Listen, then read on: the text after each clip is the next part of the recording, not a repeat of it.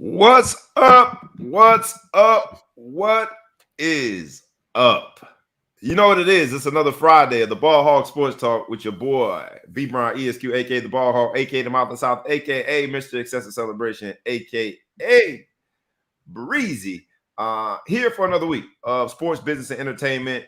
We got the whole crew. You know how we do it. We bring you the rough, rugged, and raw version of the intersection of sports, business, and entertainment. If you have never experienced the Ball Hog Sports Talk before, strap on your seatbelt and get ready to do this thing. I'm going to be joined by the crew. You know how we do it. It's the Big Flow Show, ETP, and this week's episode is entitled The Big Game.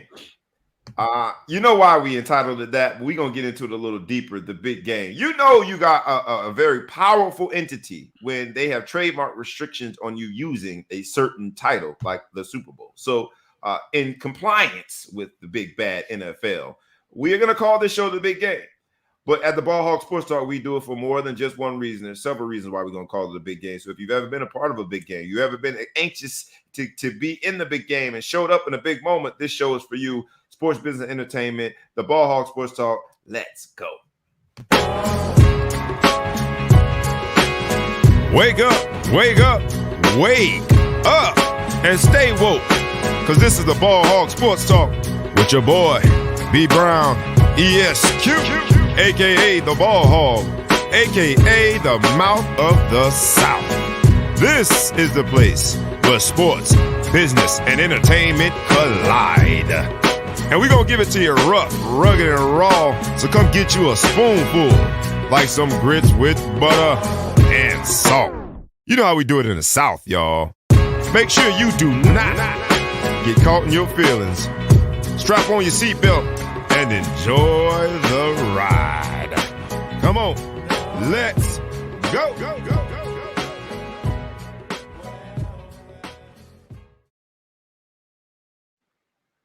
What's up, gentlemen? You know how we do it, man. It's the Ball Hog Sports Talk, and we got the crew in the building. The one, the only, the Big Flow Show. What up, my brother? What's good, America? Taking a little time out right now to send this out to my troops. Make sure everybody knows that we're on. So excuse me while I look down for a little bit. Man, go ahead, man. Send it to them. Let them know it's the big game, baby. It's the big game. We about to come with that big game, big game. And you know, other than the Big Flow Show, it's one other person that we call part of the crew. Other than our research, we got on the stage none other than ETP Els, the producer. What's up, my brother? What's good everywhere but America? You got to get everybody else. I'm inclusive. I am fully. I'm diverse and inclusive. That's international pimping. That's international pimping. We calling this show the big game, y'all, because you know we got this big game coming up in LA. And I tried to be as LA as possible with my attire this morning. I'm so LA with the colors and the hat. You know what I'm saying? Just Mr. LA right now because there is a particular game that is going to take place in SoFi Stadium this coming Sunday that has the entire world, and not only America, but the entire world watching. It is estimated that it close to 120 million. Look at that. See, that's where you know it's live, baby. When you got feedback and everything. But 120 million households will be tuned in to this particular game. So we're gonna call this show the big game. And in anticipation of the big game, two things, man. Let's first talk about sort of the big games in more general. All of us were athletes in our day. That's how we decided to come together and create this whole Ball Hog Sports Talk environment, very sports friendly environment. Are there any big game moments? None of us played in the Super Bowl, so we don't have that necessarily as a reference, but any big game moments, if you think about a state championship, if you think about one that you coached, one that you played in, any big game moments, think about do you have any superstitions related to big games? Do you have any rituals that you like to adhere to in a big game? Any big game moments as we think of this week and all of the players, large percentage of them, this will be their first Super Bowl playing in. I think all but two or something. Most everybody here is going to be a new experience for this moment, the big game. for the most part. Any big game moments that you want to share. Because this was Sports Business Entertainment Collide. We got to let the people know more than just being dope MCs on the mic when it comes to this podcasting thing. We was ball players. We got it in.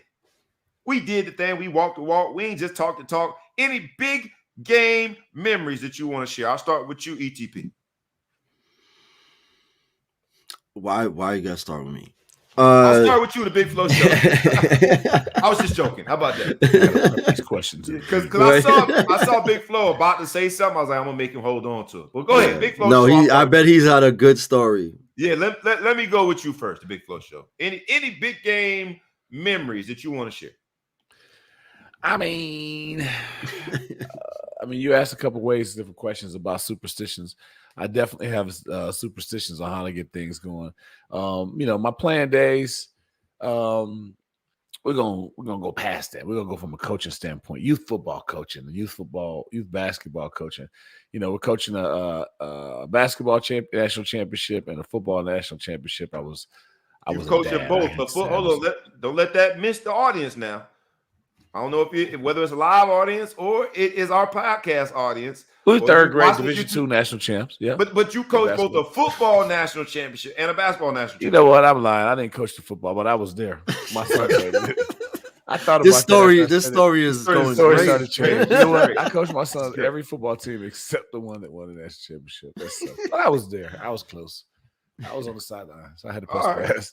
So I didn't actually coach. All right, but you were there. Okay, so go ahead. I digress. Back to your story. Go ahead. So big game stuff like that. Same from a mental standpoint, trying to talk to the kids, and trying to get them right. Knowing what's in front of you, and you're about to make history. For the rest of humanity. When they go back and they look in the book and they say, "Who won this championship this year? National championship?" Yeah.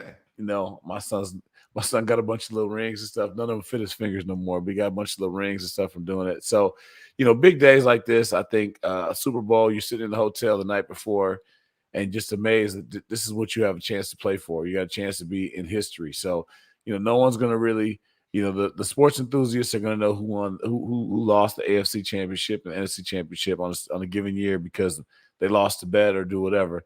But at the end of the day, Google me. You find out who won the championship in each thing. So, obviously, these things are much lower. At Notre Dame, we played for what we thought was a national championship back in the day before they had BCS. For some of our younger viewers, back when they had ties, no BCS, no playoffs, all that stuff.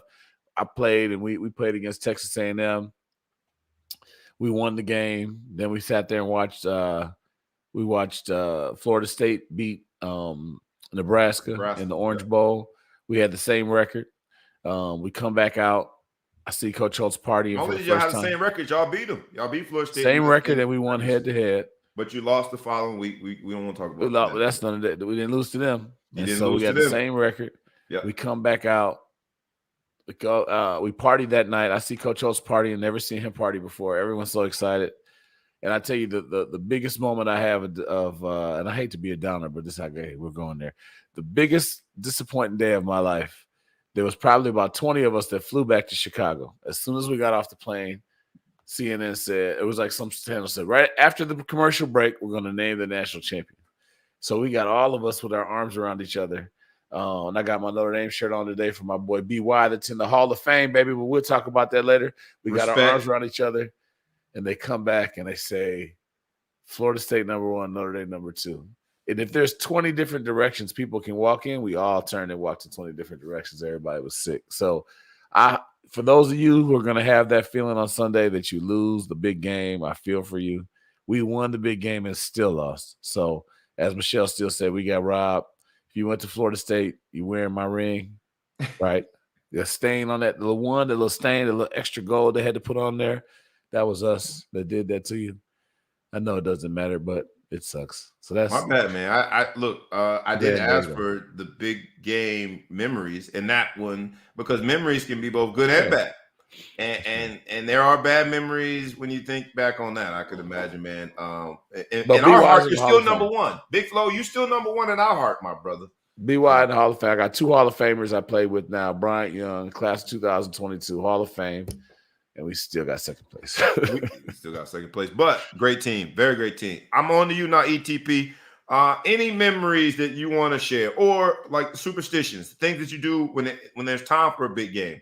I'm now in the coaching ranks when I think of big games versus the playing ranks, but still, whether you're an athlete or a coach, there's a certain camaraderie. There's a certain feeling that you have when you're going into this big game. If you don't think the coaches on both staffs, both the Bengals and the Rams, are just as nervous, you crazy. The coaches' families are just as nervous. Everyone is just on eggshells thinking about the big game.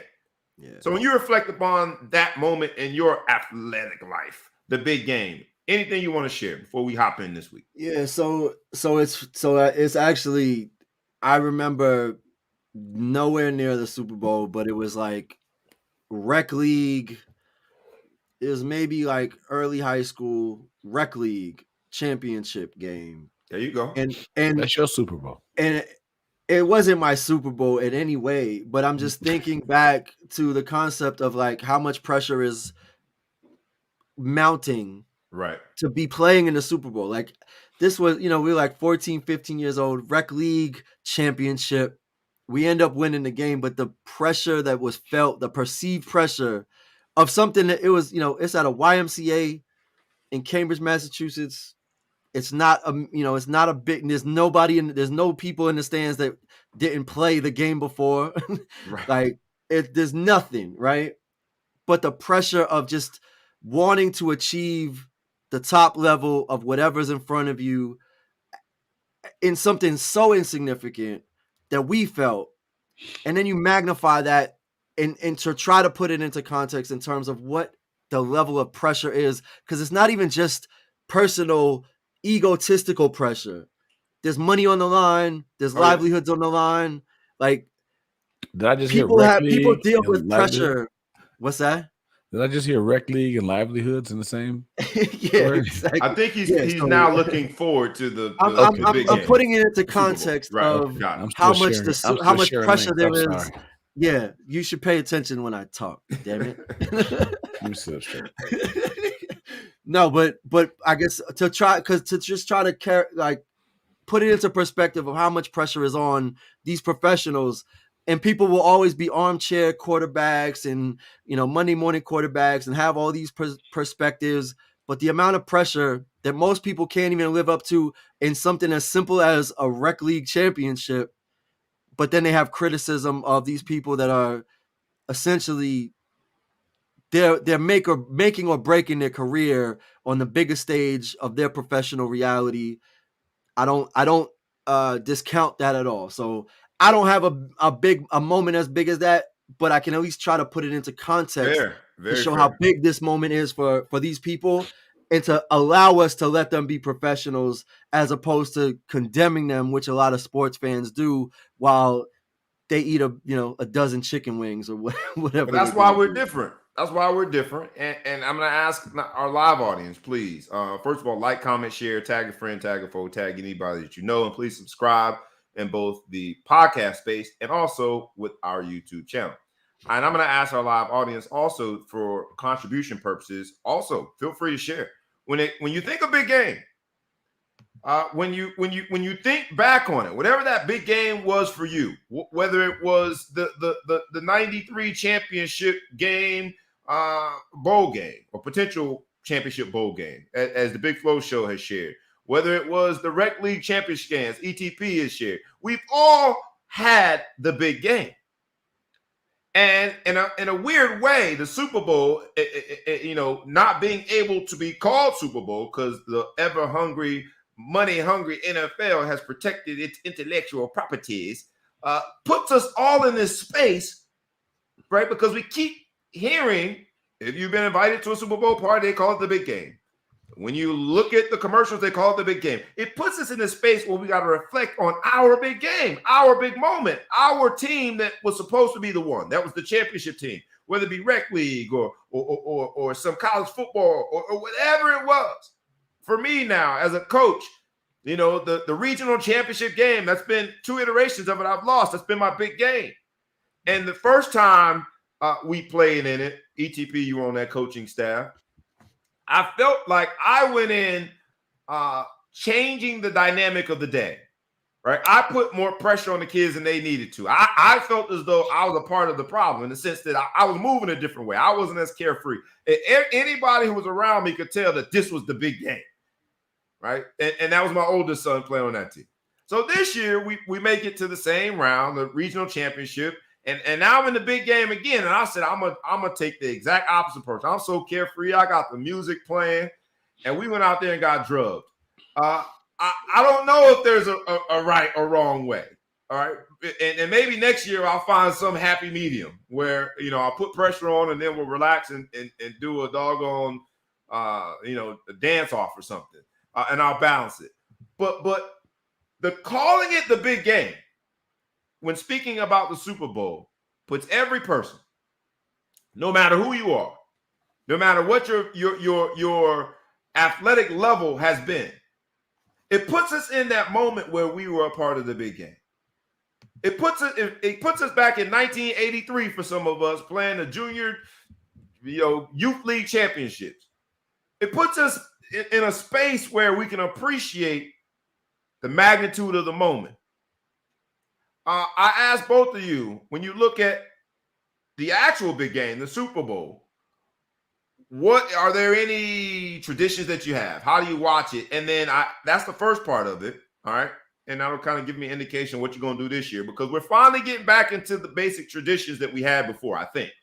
Wear a mask, be vaccinated, get a booster. I'm saying all the things responsibly, so don't nobody come at me. But people are probably going to go to Super Bowl parties this year. All right, we're getting back to those traditions. That's the first part. And then the second is, what was in your lifetime best Super Bowl you ever watched? Because if recent history stays true, we've had, I think, the best divisional round of NFL playoffs ever. Ever. The best, and I'll even say the best conference playoff round championships ever. Best collective group. I think we figured out the math. Over 6 games, there's been what? 3 times 3 is 9 plus 6, that's 15, plus another 6, 21 points has been the margin of difference that separated the teams over the last 2 weeks. So if recent history holds true, this might be the best Super Bowl ever. If so, let's reflect upon what was your best Super Bowl in recent history that you've ever seen. There it is, 2 parts of it. I guess I got to start with you on this one, ETP.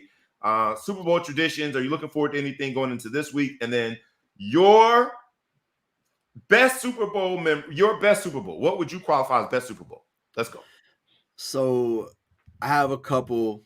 I don't really have traditions, but in terms of best Super Bowl, I would have to but my first memory of Super Bowl was, I think, Super Bowl 20, Giants versus the Broncos. It's when I remember falling in love with football. You kind of sounded like a sports nerd there. You said the number. I can't remember which Super Bowl was which. You remember it was Super Bowl 20? It was Super Bowl 20. Bill Parcells, Lawrence Taylor, Carl Banks. I fell in love with the sport of football at a very, very young age, and I remember watching that game as a kid. However, Tom Brady's performance against the Atlanta Falcons, coming back from 28-3, might have to be the undisputed best Super Bowl performance ever, which you're more of a Tom Brady fan than I am. And at that point, I was like, that means you are absolutely not a Tom Brady fan. And at that point, I was like, you know what? No matter what happens after this, that's the greatest quarterback that's ever played the game of football. Threw 199 balls that game, came back 28-3, and my uncle, God rest his soul, was at the game, so I have a personal connection to it. And it was basically, I'm in Boston, I'm from Boston. The way Boston sports is able to create this fervor where, like, you think it's over. I think I'm going to then there's a bloody sock somewhere. I think I'm going to throw up. Or something, and you never give up. David Ortiz hits a home run, whatever it is. You cannot argue that that's not the greatest comeback in NFL history. Greatest On the comeback. biggest All right, stage. I'll give you that. On the biggest stage that the sport has to offer. Greatest comeback, but it was 28-3. So I mean, greatest game, right? So I'll give you that greatest comeback. And let's be fair, because the Atlanta Falcons also failed a math test, because like you can replace points, you can't replace time. So Dan Quinn, in all of his wizardry, failed a math test in the biggest stage, because all you had to do was make sure that the time elapsed. But anyway, Listen, I'll give you that. You always want to throw these grenades into conversations and then be like, oh yeah, well, we won't talk about that. But you have to give some level of recognition. I don't care about a math test. I don't care about I'll give it to him. Any of the analytics. I'll give it to him, man. He look, that was a great. What more does he have to do? What more does he have to do? Greatest comeback ever. I'll give you that. Same question to you, Big Flow Show. Think about just your traditions, like anything that you do, looking forward to going into this week of the big game, aka the Super Bowl. And like, what would you qualify best Super Bowl ever? Because if these playoffs have shown us anything, it could be eclipsed. We could officially be into new territory when we qualify best Super Bowl ever, because in the last 2 rounds of playoffs have shown me that there's something magical about football. The NFL's got something magical going on when it comes to on the field stuff this year. So same 2 questions to you. Go ahead. Traditionally, we throw a party. This year, we're going to go to a party. So, whatever. I love throwing a party. I've probably thrown at least 10 or 15 Super Bowl parties. Do you watch the commercials at your party? We'll watch the commercials, get into halftime stuff, you know what I mean? Because it's a family-friendly event, so you're going to get around to it with the wives and hanging out and do whatever. I pay attention as much as possible, but, obviously usually getting a cocktail or doing something during the commercial break. But I really enjoy throwing Super Bowl parties and having people over. For a while, I had friends come in from out of town for my Super Bowl parties. It was a good time, man. I've done them at bars. I've done them at the house. We've done whatever. It'd be great. So traditionally there, but, all traditions eventually fall by the wayside. Especially with a pandemic. Yep. Especially so with we do different things there. The pandemic is what I'm assuming interrupted your parties. Yeah, probably. Yeah. It's kind of times going on. People say, all right. The first time was I used to have a friend of ours, Shane Sadler, used to come by to all the Super Bowl parties, and then his kids got older. He was spending the weekend. The first year he didn't come, my wife wanted to take a year off, and then now it's been 7 years. Now it's okay. I thought you was going to say either that or somebody put some raisins in the potato salad and ruined it. Somebody put some raisins in the potato salad. Yes, somebody brought chitlins. Like, anyway, what is that smell? So you're going to a party this year. I'm going to a party this year. I'm going to enjoy myself right. On somebody else's time. So he might be watching, so I appreciate you, Dion. Anyway, long story short, you talking about best Super Bowls, and that's a good question. I said, let me think. I had to refresh my memory. So you got to look at the Rams Titans in 2000. Where he comes out, he's extending the ball, and he just comes up a little bit short. You got to look at the Giants, the Patriots with the helmet catch ruining their perfect season or whatever. It was a great Super Bowl. Yeah. But you're crazy if you don't think the best Super Bowl of all time was the 85 Bears against the Patriots. That's the best. Don't shut up. That's the best Super Bowl of all time. Because my Chicago Bears found the time. Yo, you got mute me now? I'm talking. Grown folks talking. My Chicago Bears found the time not to suck, not to disappoint. They're the best defense ever, the biggest margin at the time, maybe still standing in the Super Bowl history of a victory. And the New England Patriots came in there, and they were talking all that stuff. That little receiver cut his little hand and stuff, cutting potatoes. They was talking all that mess, and we beat that ass. So just to be clear, I'm still talking. No, you're right. I just want to. We got fact checked when I said Super Bowl 20. I remember Super Bowl 20. That was Super Bowl 20. I fell out of love with football. And then the next year when the Giants played the Broncos was 21. That's when it fell in love. So Super Bowl 20 didn't actually happen. You have a love-hate relationship with Super Bowl 20. I see both of y'all are homers when it comes to this Super Bowl question. I mean, and it just so happens that my homer beat his homer. That's just to stick with 46 to 10. 46 to 10, dog. Yeah. Well, I have nothing to say. Somebody didn't belong in the Super Bowl. Yeah, no business in the Super Bowl. I'm going to ask the audience the same question, since both of y'all want to answer with your favorite teams and all of that. I asked the audience the same question. What would you say for our live audience has been, and I would say recent history, because if you give me a Super Bowl that no one, don't say Super Bowl 1. Like, give me something that we all rightly can remember. In recent football history, what would you say is the best Super Bowl ever in your recent football history memory? Because I do think that we might be on the cusp of getting that replaced. Football's been that good. I see that the Rams are favored, I think, by, I don't know what the line is right now. At one point, they were up to over 7. The Rams are favored. And it was 4.5.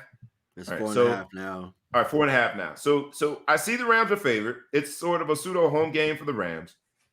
But every time I picked against Joe Cool and them Bengals, and I say every time, it's just been, in the playoffs, he obviously has shown me that he's a winner.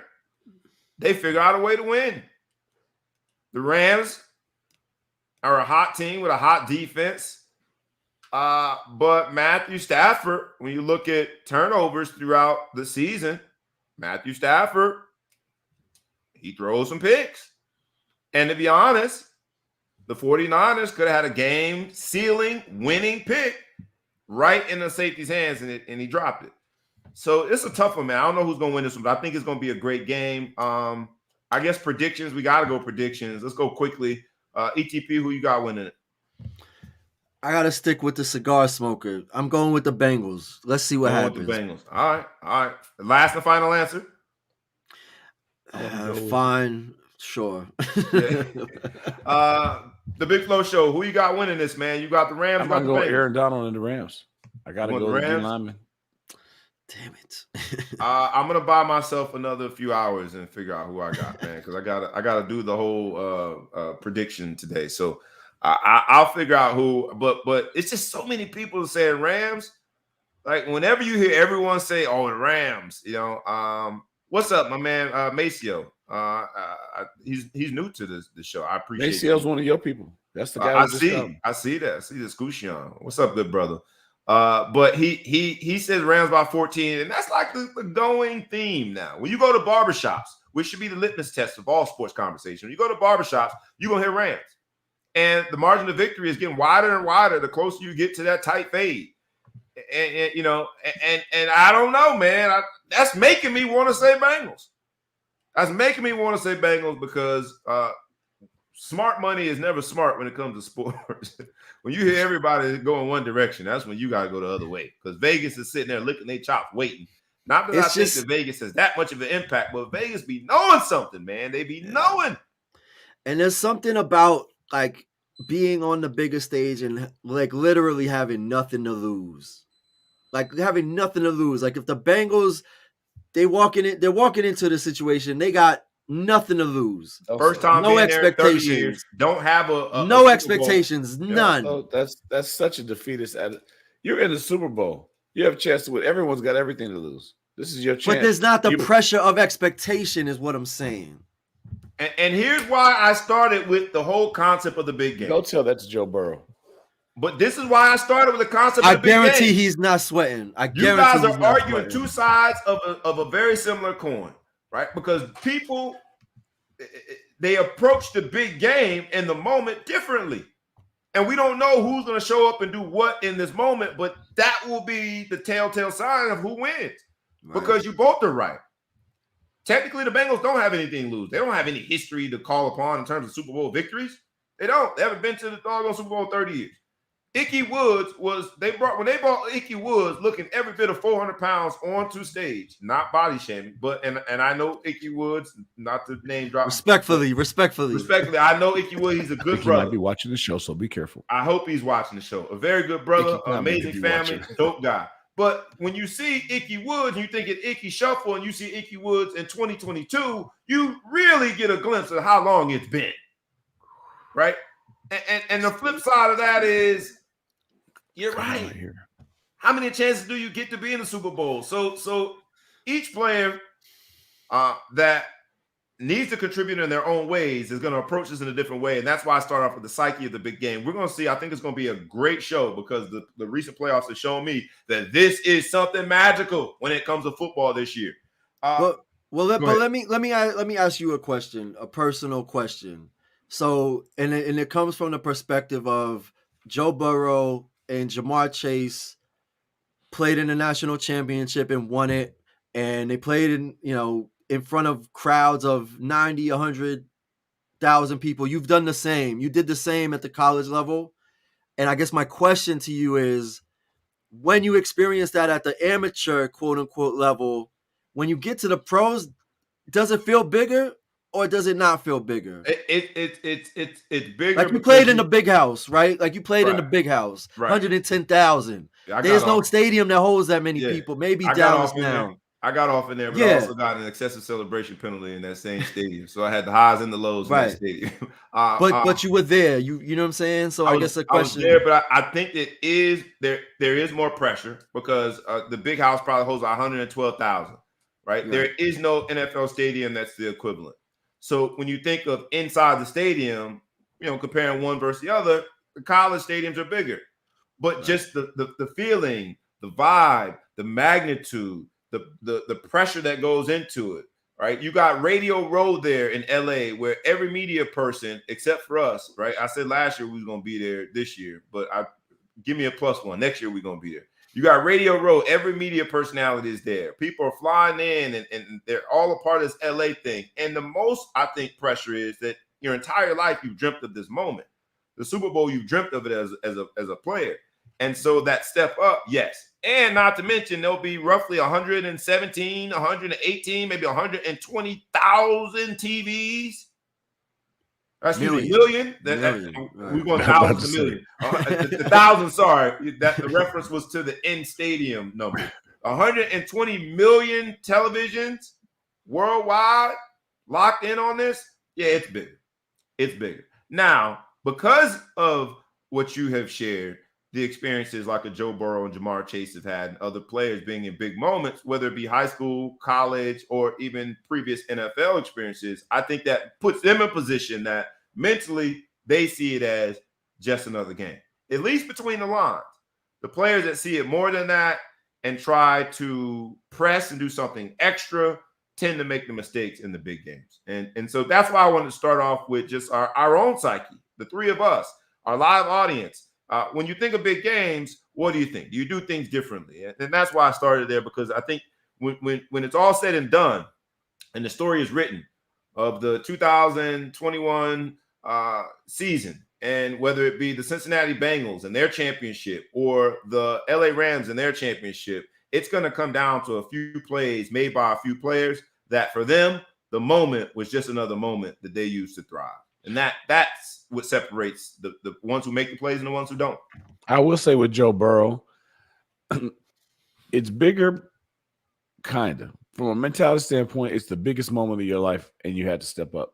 He went in the national championship game, which was the biggest game of his life, the biggest thing at the time in his perspective that he could imagine doing, and he stepped up. The Super Bowl is that next step, but you're never prepared, I think, when you walk out there for how big it's going to be.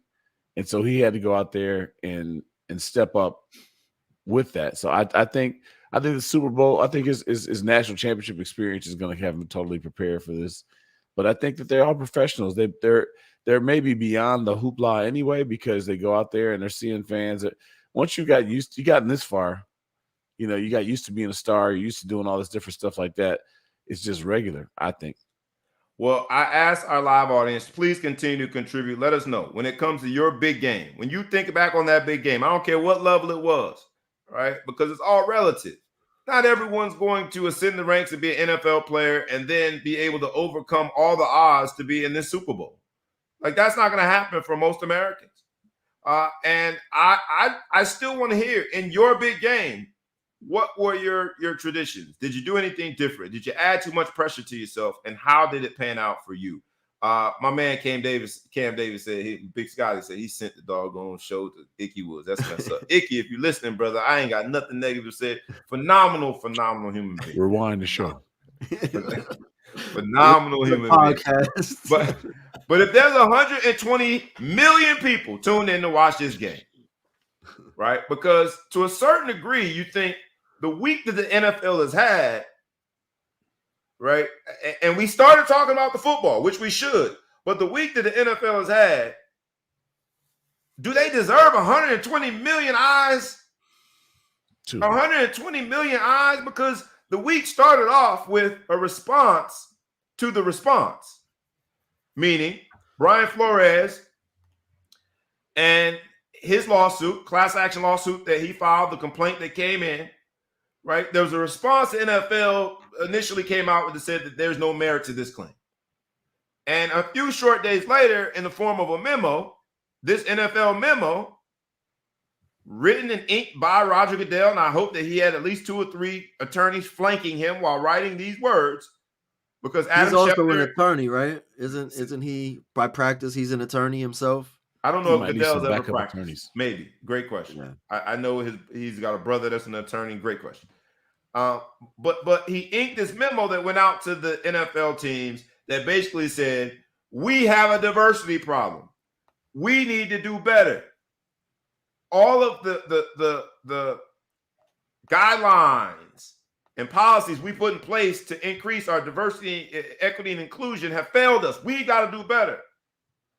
I imagine that Brian Flores and his attorneys were licking their chops saying this is the quintessential admission. But let's get beyond that and let's look at the memo and let's talk about it. Because on the heels of that memo, there was a series of NFL head coaching hires. And in those hires, I'm not certain. No, I am certain. And it has also been admitted by Roger Goodell that the NFL continues to miss the mark when it comes to its efforts and at least what it articulates in terms of diversity, equity, and inclusion. If you look at those NFL hires this week, you had the Jaguars, the Texans, you had the Saints, the Broncos, and we're going to say them good old Miami Dolphins for last. We can go one by one, and we can see that the NFL continues to miss its mark when it comes to diversity, equity, and inclusion. Was there a black coach hired? Yes. Some would argue more than one hire. And we'll get into that. The on the surface, the mark is met, I'm assuming. But think about the coaches that weren't hired. Let's start in Jacksonville. Doug Peterson is hired. Doug Peterson is a Super Bowl champion head coach. Doug Peterson was a teammate of mine in Cleveland. I've got a ball with Doug Peterson on it. Yeah, he threw me my first NFL catch. It was by way of Doug Peterson. Good dude. I cheer for Doug Peterson as a coach. But in this week, even my old teammate, get him Doug, I wasn't able to really celebrate Doug's hiring because I thought about Byron Leftwich being the lead candidate for that job. Byron Leftwich having the results that he's had in Tampa Bay and having what seems to be everyone recommending him in a head coaching role, not getting the job. And then I had to look back at the memo. Same thing in Houston. Well, Houston ended up hiring a black coach, Lovie Smith. But Lovie Smith was 1 or 2 finalists. And you look at Lovie Smith's career, he started his coaching career in 1980 as a high school coach. Went on to ascend the ranks as a head coach in the high school ranks, then went into college coaching in 1983. 1996, he finally went into the NFL. He went back to the head coach in the college ranks at Illinois, 2016. And you look at his career, that's 1980 to 2022. That's a long career, 42 careers if my back of the envelope math serves me well.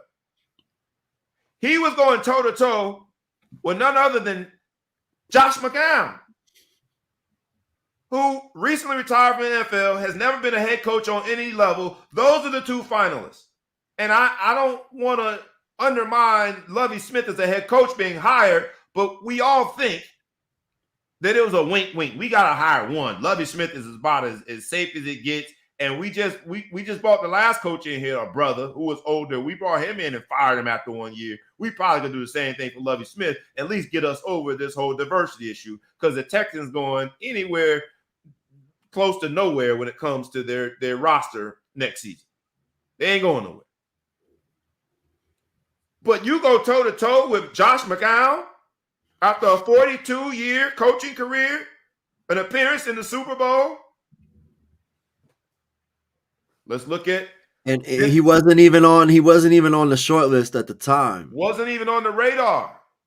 That was a Roger Goodell looking at who had the worst chances of being anything next year. And the Texans, right after they just brought in David Culley without his quarterback and a pitiful roster and fired him after 1 year. That was a perfect call. You can hear the call now. Roger, hey, check this out. What we gonna do is I'm gonna send you a name. I need you to fly him in tomorrow and hire him the day after. Can you do that? Can you do that, brother? We gotta get past this. We'll let you do some stuff. We'll get away. I'll go easy. Yeah, what NFL GM sounds like a Chicago pimp? They pimping all of us, man, because 120 million. Listen, baby. 120 million. It's all gonna be wonderful, baby. 120 million televisions we watching the Super Bowl. I do feel like they're pimping us. A few days after you told me that this doggone lawsuit has no merit, you then inked that memo to talk about how diversity, equity, and inclusion has failed in the NFL. Come on, man, they're pimping us. So from a legal perspective, you alluded to it, but from a legal perspective, making this statement in the midst of a lawsuit and essentially admitting fault in some capacity, how does that impact the lawsuit? Well, the lawsuit is very specific about activities that Brian Flores claims happened to him and to other coaches. So one doesn't necessarily undermine the other, but in the court of public opinion, the optics of it look horrible. Right. You're going to ink this doggone memo a few days after you came out publicly with an investigation that lasted all of 30 seconds. And I said it last week that one of the sports pundits pointed out that we investigated deflated balls. Pause. Deflategate and footballs, the capacity of air in which they had. You investigated that for months on end. And as soon as you get a doggone class action complaint filed against you that has some serious allegations, not only in terms of diversity, but the competitiveness of the sport. It took you all of 28 seconds to come out and say there's no merit to this with no investigation whatsoever. So there's that part of it. So I think the court of public opinion, it looks bad, but I don't know if it really helps Brian Flores and his legal team. We shall see. You had New Orleans, who everyone thought Eric Bieniemy was a shoo-in. Oh, he gonna get it. For Eric Bieniemy, he's finally gonna get his job. Finally. Didn't happen. Instead, with a little bit of protection, because their D coordinator did do very well, did improve their defense. They hired their defensive coordinator, who is very white, Dennis Allen. And maybe very right for the job. Very white and very right. Maybe he's both of them, but he ain't Eric Bieniemy. Then you got the Denver Broncos. They hired Nathaniel Hackett, who, another up-and-coming young guy. You got the Minnesota job that's still open, and everyone sort of knows who's going to be hired. The white guy who happens to be, busy right now in the Super Bowl this week. And then I saved the best for last. The Miami Dolphins. The team that the initial lawsuit has some strong connection to because Brian Flores was the head coach. The team that everyone thought that prematurely and inexplicably fired this black man. That team went and hired a man by the name of Mike McDaniel, who qualifies himself as not black, not white. He qualifies himself as it's complicated. If there was a racial category that says it's complicated, that's how he would click it. And I know this because of a particular interview. Drum roll, please. Fasten your seatbelt. If you don't watch anything else today, I don't care what you do, I need you to pay close attention to what you're about to hear. This particular interview is going to be worth the time that you spend listening. Watch closely because this is the definition from a racial standpoint of it's complicated. Yeah, it's been very odd to tell you the truth. This idea of identifying as something, I think people identify me as something, but I identify as a human being. And my dad's black. So whatever you want to call it, I know there's a lot of people with a shared experience, but it doesn't make, it's weird that it comes up because the I've just tried to be a good person, and I think my background opens my eyes a little bit. I don't have any real experience with racism because, I think you identify me as something close to, I don't know. But I know my mom experienced it when she married my dad. I know my dad experienced it, and that's in my family. But I guess that makes me a human being that can identify with other people's problems. OPP, other And you people's dropped the problems. mic after that, or did you have to pick it up and start over? We gonna pick up where he left off. OPP, other people's problems.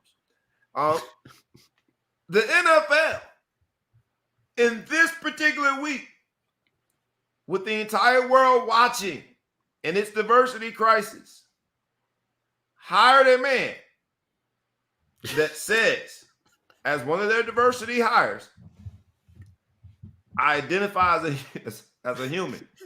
I'm cool. I do that too. I don't identify as a Martian yet. So I'm with him there. But for me, and this man's what, 42 years old? We ain't talking about like a question posed to you about diversity and what you represent in terms of this diversity hire, because the Miami Dolphins got 2 third-round picks because of this air quote diversity hire. If you presented that to a 40-something-year-old man, it shouldn't sound like you presented it to a 3-year-old man. That's a 3-year-old's response that is in a situation where he got a white dad, black mom, and a 40-something-year-old man. And if this is the person at the height of this diversity dilemma in the NFL, with an organization that really set off the fire alarms with both the allegations that have been presented against the owner and just the decision to fire him in general. Like, you fired a man that did something that no other coach in the NFL has been able to do. He had 2 winning seasons with that roster. You got bad hip tool out there throwing picks and looking crazy, and the man figured out how to win and you fired him. That's the same organization that hires this man. And at no point in the interview process, you ask a simple question like, if presented with the diversity question, how would you answer that? If you answer that in the interview, I eliminate you right then and there. We good, bro. We good. I identify as a human, but I guess I also understand OPP, other people's problems. If it wasn't so funny, I would have to cry. It's laughable that this is what it is. And this man, to his credit, Mike McDaniel didn't sign up to be the poster child of the diversity dilemma.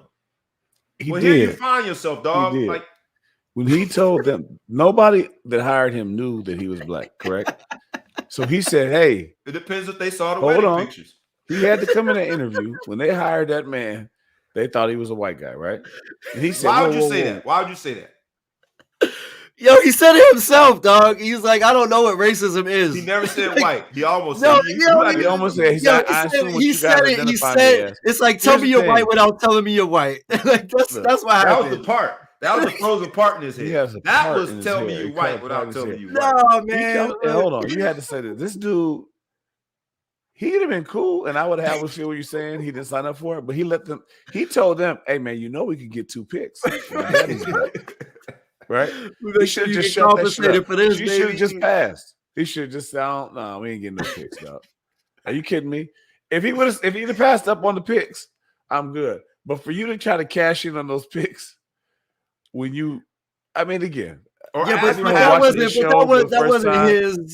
wasn't his. That didn't benefit him. Nor did he ask about it. Describe his lineage. But we shit. I got, my kids are biracial. Nothing wrong with that. We're not trying to criticize it. But when you come out there and say, you ask my son what he is, he's going to tell you he's black, right? He's not going to say, well, my dad is black. My family's from Haiti. I was born in America. I would associate with that clown. If you ask me what I am, I'll tell you I'm Haitian. My parents are both Haitian. I was born in America, but my lineage is Haitian. That makes me Haitian. So for you to say, well, my parents are from Haiti, I don't know what they are. My dad was black. What the F? It reeked of me. It reeked to me of someone his entire life. Because what I will say, and again, I don't know the coach that well. What I will say is it seems so awkward that he has probably lived his entire life. His experiences have been in communities such that they have embraced him as somebody that's white. He might even be, and I'm not going to speculate in terms of being members of a white fraternity or anything. I don't know, but what it sounded like was someone trying to be authentic in a space that they tried to use him as a pawn in the diversity dilemma. And this man up there in front of a mic was trying to be authentic. Now, I guess there's a level of respect to that, but you could have, bro, hire me, hire somebody in PR to just help you navigate around the conversation because you're a part of the conversation.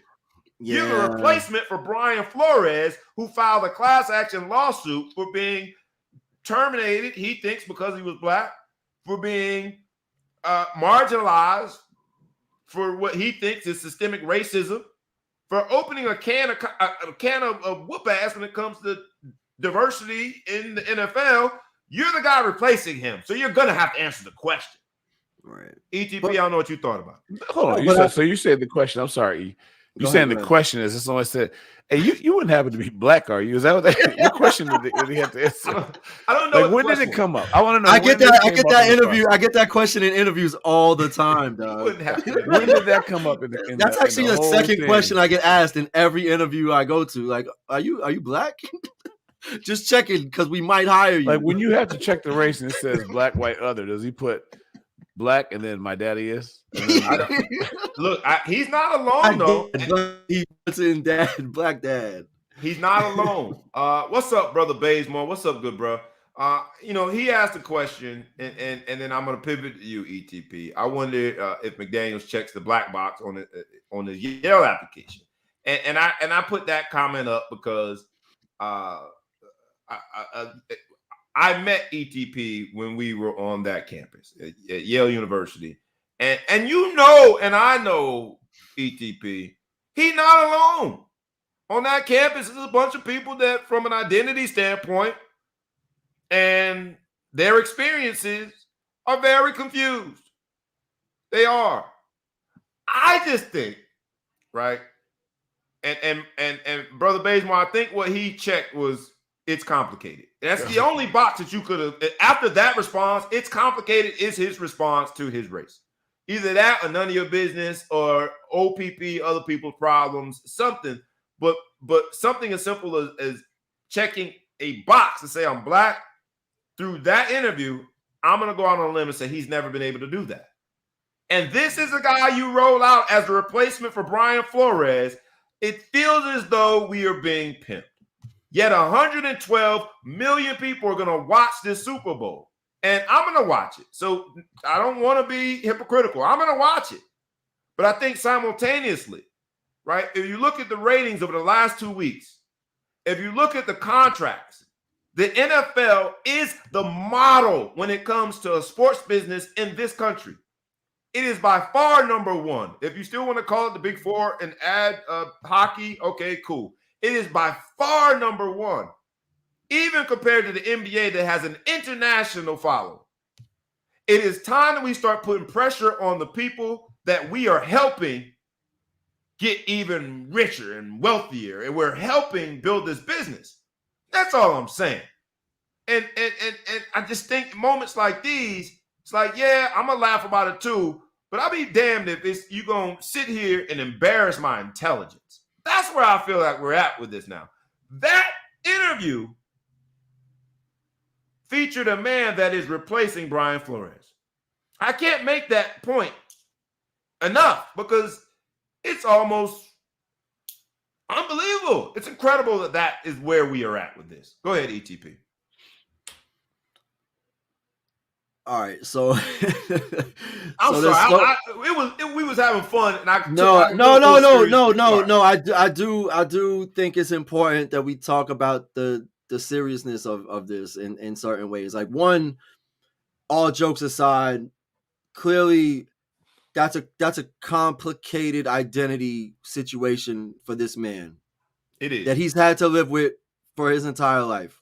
Right. Whatever that is, however he's managed it, that's a very personal thing. I have multiple, my background is a bit of a mosaic. Like, I understand racial ambiguity to an extent, but I would never get up in front of a microphone and say I've never experienced racism, because I absolutely have experienced racism because of the way that I look.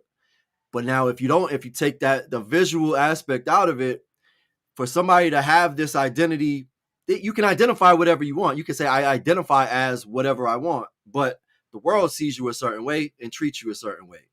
So I don't discount the challenges of this man being thrust into the situation.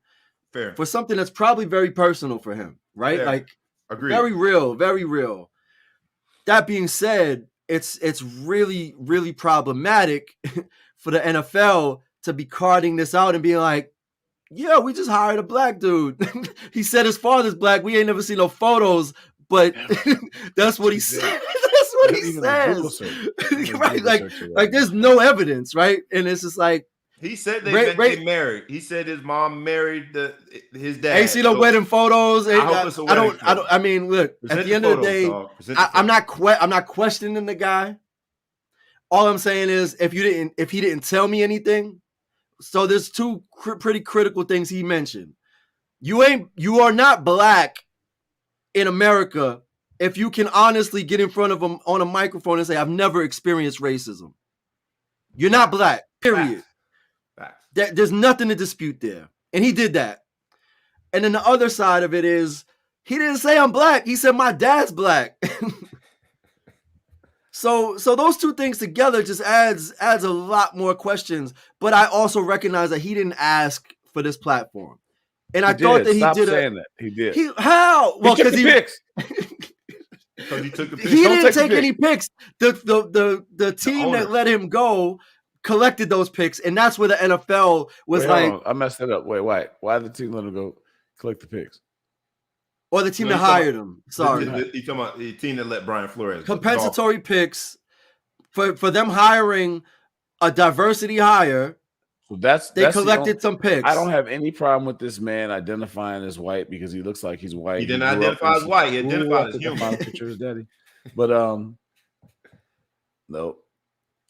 You're not going to find that. No, it's not going to happen. It's not. The point is. So here's my thing is, and I cut you off, and I apologize for that. No, but I'm just saying he's good. He's going to be who he's going to be. He can't help it that if he lives his life and people want to perceive him as a white dude, do I expect him to run around and tell everybody my dad is black and so I'm black?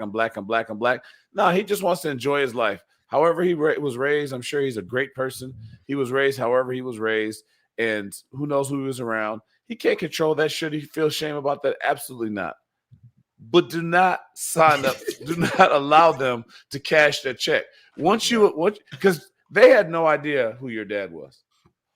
They said, but what does he do? Does he come out and be like, yeah, by the way, they know they were hiring a diversity hire. He told them. But they gave the picks. So does he come out and be like, by the way, never really experienced racism, not really a part of the oppressed class. Maybe we shouldn't take those picks. Like, is that what he comes out and says? Does he do that? How do they even know that this dude? He doesn't even claim to be black. He didn't check the black box when they hired him, right?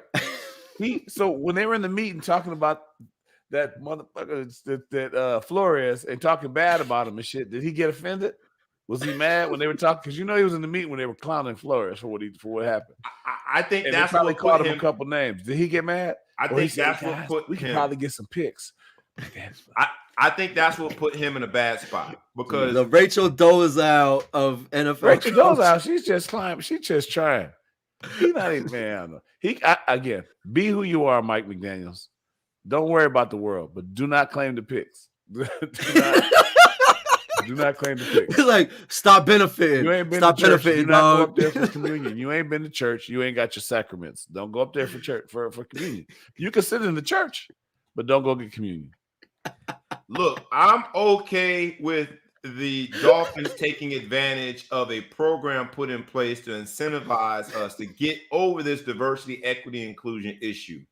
My challenge is if we are going to use this moment and literally make a mockery of what it means to be a diversity, equity, and inclusion hire, when we've already seen that the Rooney Rule and the incentives put in place to make sure that you have someone, whether it be the head coach or a GM, at least in the interview process, has already been made. We made a mockery of that already. And how are we going to follow up? We got Coach McDaniel. We got Coach McDaniel coming to the stage, so unprepared to answer a question that on the heels of the 2 picks and us now celebrating like we just scored a touchdown doing the Tootsie Roll because we had a hire that's a diversity hire. We knew this man was going to get this question posed to him. And he steps to the mic and says, identify as human. And he says that I guess I also can empathize with OPP, other people's problems. And he also says that I've never experienced racism in America. This the man that you got in that position? Come on, dog. At some point, because I'm also, and I've been very fair when it comes to my friends that have been consistent at the start of the Colin Kaepernick movement. I'm with Cap. They've turned off the television. They said, I'm not watching the NFL anymore. And I said to them, and I'll say it again here, all right, that's one solution, but you got to remember at roughly 70% of its players being black and all of the people in the front offices that are black and identify several various cultures, all the people that, you think of the economic impact that an event like the Super Bowl or just a regular season game has on the economy, whether it be the concessions, the parking, anybody and everybody that makes money off the NFL is short-sighted. I'm just going to turn the TV off. But this is the moment where I get it. That racist institution, that's what it feels like now. The NFL is not even implicit anymore. It's explicit now. You roll him out. This is our diversity hire. And because you hired this man that identifies as a human, you got 2 extra picks. Man, we on our way. Right? That organization doesn't deserve 120 million views. Not if you're not going to do right by people. We're going to talk about the Winter Olympics and some of the human rights questions surrounding it. This feels like a human rights issue now because that memo, subsequent to that complaint filed by that black coach, you reflect on just we ain't talking about 1963. That was 10 days ago. And then this is the interview we hear with this diverse hire. Something ain't right. Something ain't adding up. And now, I have been frustrated, but now it's like, what do you do with this frustration? And let me add to that, because I think some people who might be listening might be saying, might feel some type of way, right? They might look and say, well, why are you guys so mad? Why? The reason why you get these picks is because you are in a league where they're not hiring people that have been discriminated against, who have been told that they couldn't coach because of the skin color and have not been represented. And now you're going to say, we hired a guy who has been coaching for a while that no one ever knew was black. He says he's never experienced racism. He says his dad is black. He says that everyone else identifies him as white. He just stopped short of saying it because they probably told him not to say that. Don't say the W word. Not yeah, Black he History started Month. to say it and didn't do it. Again, none of those things are bad. I am not going to judge a person by the way that his DNA was born and how his hair is straight, whatever. That's him. God bless him. We could come to the barbecue if he wants to. But I'm just saying, you can't give them a reward for doing something like it's brave. I mean, they stepped out and they got a guy from unoppressed. He told you he's not in anything oppressed. He's never been through that situation. So how do you get who called us out? I'm getting these picks. Affirmative action. And I'm not going to let us get derailed on this, but affirmative action has helped non-blacks more than anything else, right? There's been more people who have affirmative action was thought of to be something to help African-American people make it and get ahead. But there's been more white women that have used it. There's been more shell companies by, in Chicago. If you want to get a marijuana license to sell at a store, they want you to have a black person on the board. There is more rich white dudes who found a black dude that they throw out there in front of that thing so that they can milk all the money and find a way to shuffle it out than anything. So this is on the lines of an affirmative action type situation where it's like, okay, you hired this, we're going to give you these picks, and you guys went and got a dude who no one knew that. All his players was like, you black? You kidding me? Everybody in the world thinking, I never heard you say that. Your daddy ain't on Facebook, on the internet, no place. He definitely doesn't come out there. So McDaniel came from the 49ers. Yeah. Correct. Yeah. Deebo Samuel's got to be out of his doggone mind. He's like, what? Coach was black? And I never knew that. It's just weird to me, man. And we got to move on just because, time is getting away from us. But we ask everyone, our live audience, please like, comment, share, tag a friend, tag a foe. Weigh in. Maybe we're wrong. Maybe it's when you hear that interview, and if you haven't seen it, we showed it here. We can't show it again. Go and do yourself a favor. Google Mike McDaniel interview, where he identifies not as black, not as white, but as a human. And he separates himself from all of those people who identify as a Martian. But what he didn't do is further the narrative that the NFL is doing something about a problem it has on his hand. He didn't do that. He didn't do that. And in this week, with that memo and this lawsuit, the NFL's got a problem on his hand, guys. And look, you can hire me. I'll go ahead and be an executive of one of these doggone franchises. But it's time you start bringing in people, man, because it's all about the owners and the decision makers relating to the coaches, right? That's what Ross talked about, the Dolphins. And even here, I officially know, and the Big Flow Show, you a little nicer than me. You didn't invite them to the barbecue. I officially know. I don't want to. I ain't hanging with him. Somebody that says, nah, I identify as human. I guess I empathize with other people's problems. We're not kicking it, dog. We're not hanging together. What should he have said, I guess, is I don't know what he should have said, but I think he should have been prepared. I think whatever he wanted to say should have been written down, practiced. He should have said it in the mirror with bass in his voice, with conviction in his heart. But you can't get up there scrambling trying to figure out who you are. You're a grown man, dog. We didn't ask. Look, man, he didn't want to say I'm white because he felt like at that time it'd be disrespectful to his dad. But let's be honest, you can't. It sounds like his mom and dad. I think maybe they found out some paternity issues and that's why the daddy left. But that's the conspiracy guy in me. So just because she said that's your daddy, we all know some people that think that's your daddy. Maury Povich, we gotta get Maury Povich on the case. Gotta get Maury Povich. Coach, I apologize. All I'm gonna say is half of the Big Flow Show. You didn't question whether or not that's really the man. Dad, I don't know his mom where she was 38 years. How old is he? However many years ago. I don't know what she was doing. But my point is this: I can't be mad at this dude, man. He grew up a certain way. He grew up with his mom. Again, I have biracial children, right? If I wasn't in their life and they just grew up around my wife's people and they weren't around or whatever, and they both look black, but at the same time, like, you start to have identity issues when you don't have a strong family. I can't put that on him. If he grew up in a situation where everyone treated him and accepted him to be white and he never was around black people and he never was around his black side of the family to get it, I see where he doesn't even feel comfortable saying he's black, right? Fair. I can't be mad at him for that because he's going to walk around. I'm not mad at him. I'm not mad at him. He's going to walk around. So he's like, I'm a human. He didn't know what else to say. He didn't want to say he was white because he knew that would be a bombshell. He didn't feel comfortable saying he's black because he's never said that in his whole life. He had to give those picks back. That's why he didn't say he was white. He want to give the picks back, right? We good here. We want to keep these picks. I don't know the man. I'm not going to dog the man. First season. I could use those picks. I'm not mad. I'm a human. Biracial. He said multicultural.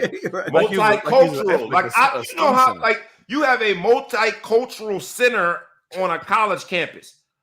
That's the only time I hear multicultural. I've never heard a human. What to say, man? I've never heard a human. I'm gonna keep calling him human. I've never heard a human describe himself as multicultural. But if nobody can articulate what would have been a fully acceptable response, like, I have to sit there and be like, he said what he fumbled it a little bit, ETG. but ETP. First of all, he protected the shield. He protected the shield. Protected them draft He picks. protected the shield, and he didn't. He addressed it, right? Like, I don't know what more he could have done in that situation. Because, like, can I ask what you do you this? do? What do you do? Do you think, as the new hire of the Miami Dolphins, on the heels of Brian Flores being fired, on the heels of the memo that written by Roger Goodell expresses they had diversity, equity, inclusion issues, do you think that Coach McDaniel, I'm going to go all out, my brother, I'm going to call him my brother. Hell, I might as well rock with it. That's our brother. Do you think our brother, Coach McDaniel, was caught off guard by a question related to his diversity? Was he caught off guard by that? I don't think he was. Yes and no. Yes and no. Hell no, he knew that question was coming.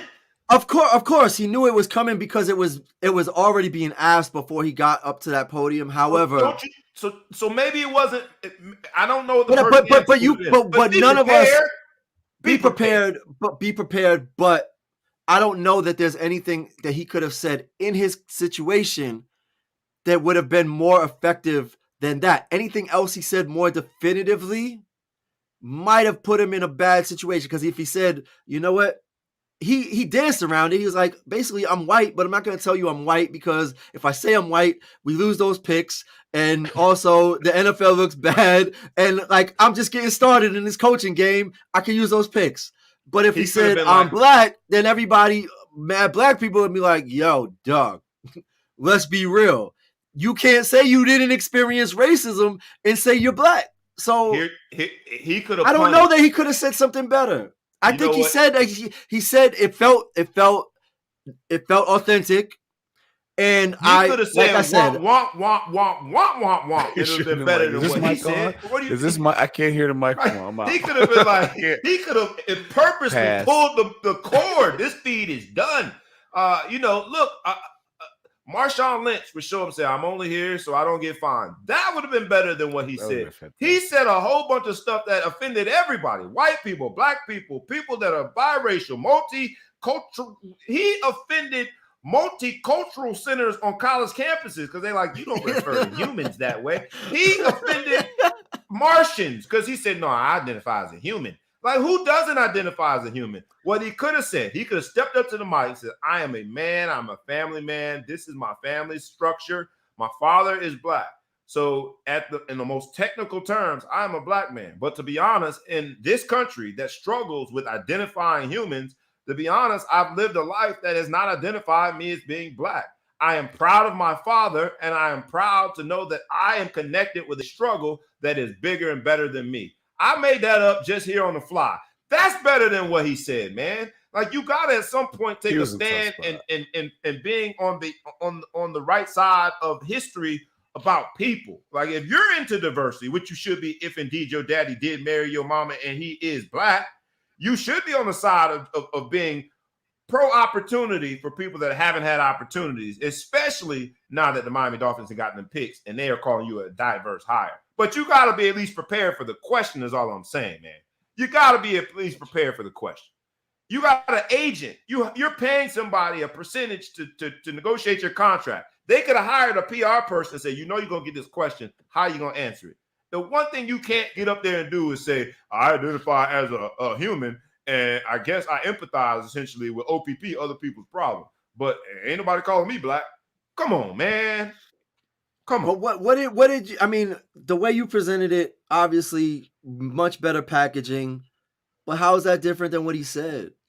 Because it to me it adds. He said identify as a human, and gave the most inhumane response to a people that have been oppressed in this particular country. But more importantly, because that's not his fight.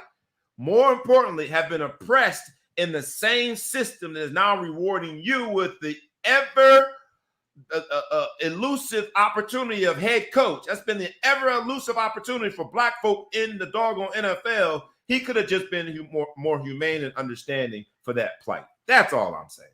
That's all I wanted him to do, man. And look, they're going to ask him at some point on the spot, hey, look, it was 3 minutes left. You guys were up by 4. What prompted you to be in a zero coverage? You got to answer tough questions on the spot, because after you lost that game for being in the wrong coverage, they want to know what happened. So the same man that you are expecting to be able to answer those tough questions should be able to answer a question that I don't think is very tough. It's just a humane understanding of the situation that the NFL is in. And oh, by the way, young brother, you benefited from that system. I think it's a very tough question for him to answer, and I empathize for him having to answer that question. I got some friends that don't look like the race that they are, or don't look like the family members that they are, and it's been an identity situation, which I think is tough, and I can appreciate that you got to go through it. Just don't sign up for the benefit of a life if you don't feel comfortable getting on that microphone and saying I am black, right, then you cannot sign up. If you don't feel comfortable in front of these people and your family, whatever, to say I'm black, I know I don't look it, but I'm black. If he got out there and said I'm black, I feel black. I'm black, but I'm the white version of black. That would have been something. Look, I got straight hair, do whatever, but I'm the black. white My daddy's version. black. If he had got on there and said that, my daddy's black and I'm black. I love my dad. He's my father. I'm black. I know I don't look black. I don't care, but I'm black. I'm cool. But he couldn't feel comfortable saying that, which I'm not telling him he should feel comfortable saying it. Because you don't feel comfortable saying that, you can't sign up for the extra. You can't get the benefit for that. If you can't even say that on the microphone. He spent a life benefiting from all the privileges of not being black. Yeah. And that is where I do agree with you, ETP. He was authentic. Let's move on, man. We can talk about this all day. Very, very good exchange. Thank you, gentlemen, for that. And it is complicated, right? So just check that box. It's complicated. I have to get into this, man, because the NBA trade deadline was yesterday, and we saw some not so exciting trades, but there's a very, very, very, very exciting trade that we got to talk about. Any of the not so exciting trades that tickle your fancy, worth talking about it? Kristaps Porzingis was traded. Anybody who is not a part of the big deal that everyone knows about in the NBA. Is it any other trades worth talking about you guys wanted to allude to before we get to the big deal? I not any specifically, but just the way that a lot of these execs have like gutted their teams, like Indiana and Sacramento, and obviously the Wizards started off 10-3. They gutted their team. Like gutting their teams. Like there's no building process anymore. Like it's February, dog. Like we're 60 games in or whatever it is, and we're talking about retooling the whole squad. Like the league is different now. Like there is no longevity to anything with the league. The only thing that's constant is change. Like we're in February, like we're talking playoff runs, and you're retooling the entire organization. Like the entire CJ McCollum leaves Portland, goes to New Orleans. They're banking on Ingram and Zion, who hasn't been on the court this year. Like it's out of hand how temporary all of it is. Like there's no, I can't root for a team to be like, that's my team, because there's so much movement. Like complete overhauls mid-season. Like you never saw this before. You know what that sounded like? Oddly, an old man. we identify as old man. We own ours. It sounds a lot like what college sports are coming with this doggone transfer report. It sounds like free agency, but I take your point. Anything on the low end of the spectrum worth talking about for you, the Big Flow Show, before we get into the meat and potatoes of the trade deadline? No, I was just trying to refresh myself. I don't see anything that earth-shattering. I don't think my Lakers didn't make a move, so I thought for sure they were going to get Westbrook up out of there. Yeah, they stayed put. They happy as is. They tried. Nobody wanted this. I would have took him, man. Hey, my AAU team need a doggone slasher. We would have took him. Lakers should have went ahead and got your boy. The one we about to talk about. I digress. Well, let's get into it then, because the trade of all trades yesterday happened when James Harden and his beard and his what we thought was a fat bodysuit, but he's gotten right back to that weight in Brooklyn. I said it on this show. How could a single man not like Brooklyn? But for some reason, James didn't like it. And he said, I don't know, the environment, the situation. So he found his way out. And Brooklyn had to move because they knew James Harden was not going to re-sign with them next year. So it's either move now and get something for him or wait until after the season and you're sitting there holding the bag. So it was James Harden and Paul Millsap from Brooklyn are going to Philadelphia. And the 76ers sent Ben Simmons, who too has not been on, he hasn't been on the court all year. James Harden hasn't been on the court the last several games. So you got Ben Simmons, Seth Curry, that's the younger brother of the other Curry, Andre Drummond, and then you get 2 first-round picks going to Brooklyn. So let's just talk about it, man. I think, you know, the overhaul society, which is the NBA from the executive side, similarly on the player side, is this ain't my team. These ain't my boys that I'm going to grow with and build into, and we're going to figure out how to win. The days of, you know, Jordan waiting for the Chicago Bulls to come to Bulls are over. The days of, you know, the Pistons doing it by subsequent drafts and then becoming the bad boys are over. The closest thing we've had to that is Golden State. And I think that's why there's so much fanfare for Golden State. From the player side, if it ain't working, if this ain't working, I'm going to get my hat, my coat, and I'm about to leave.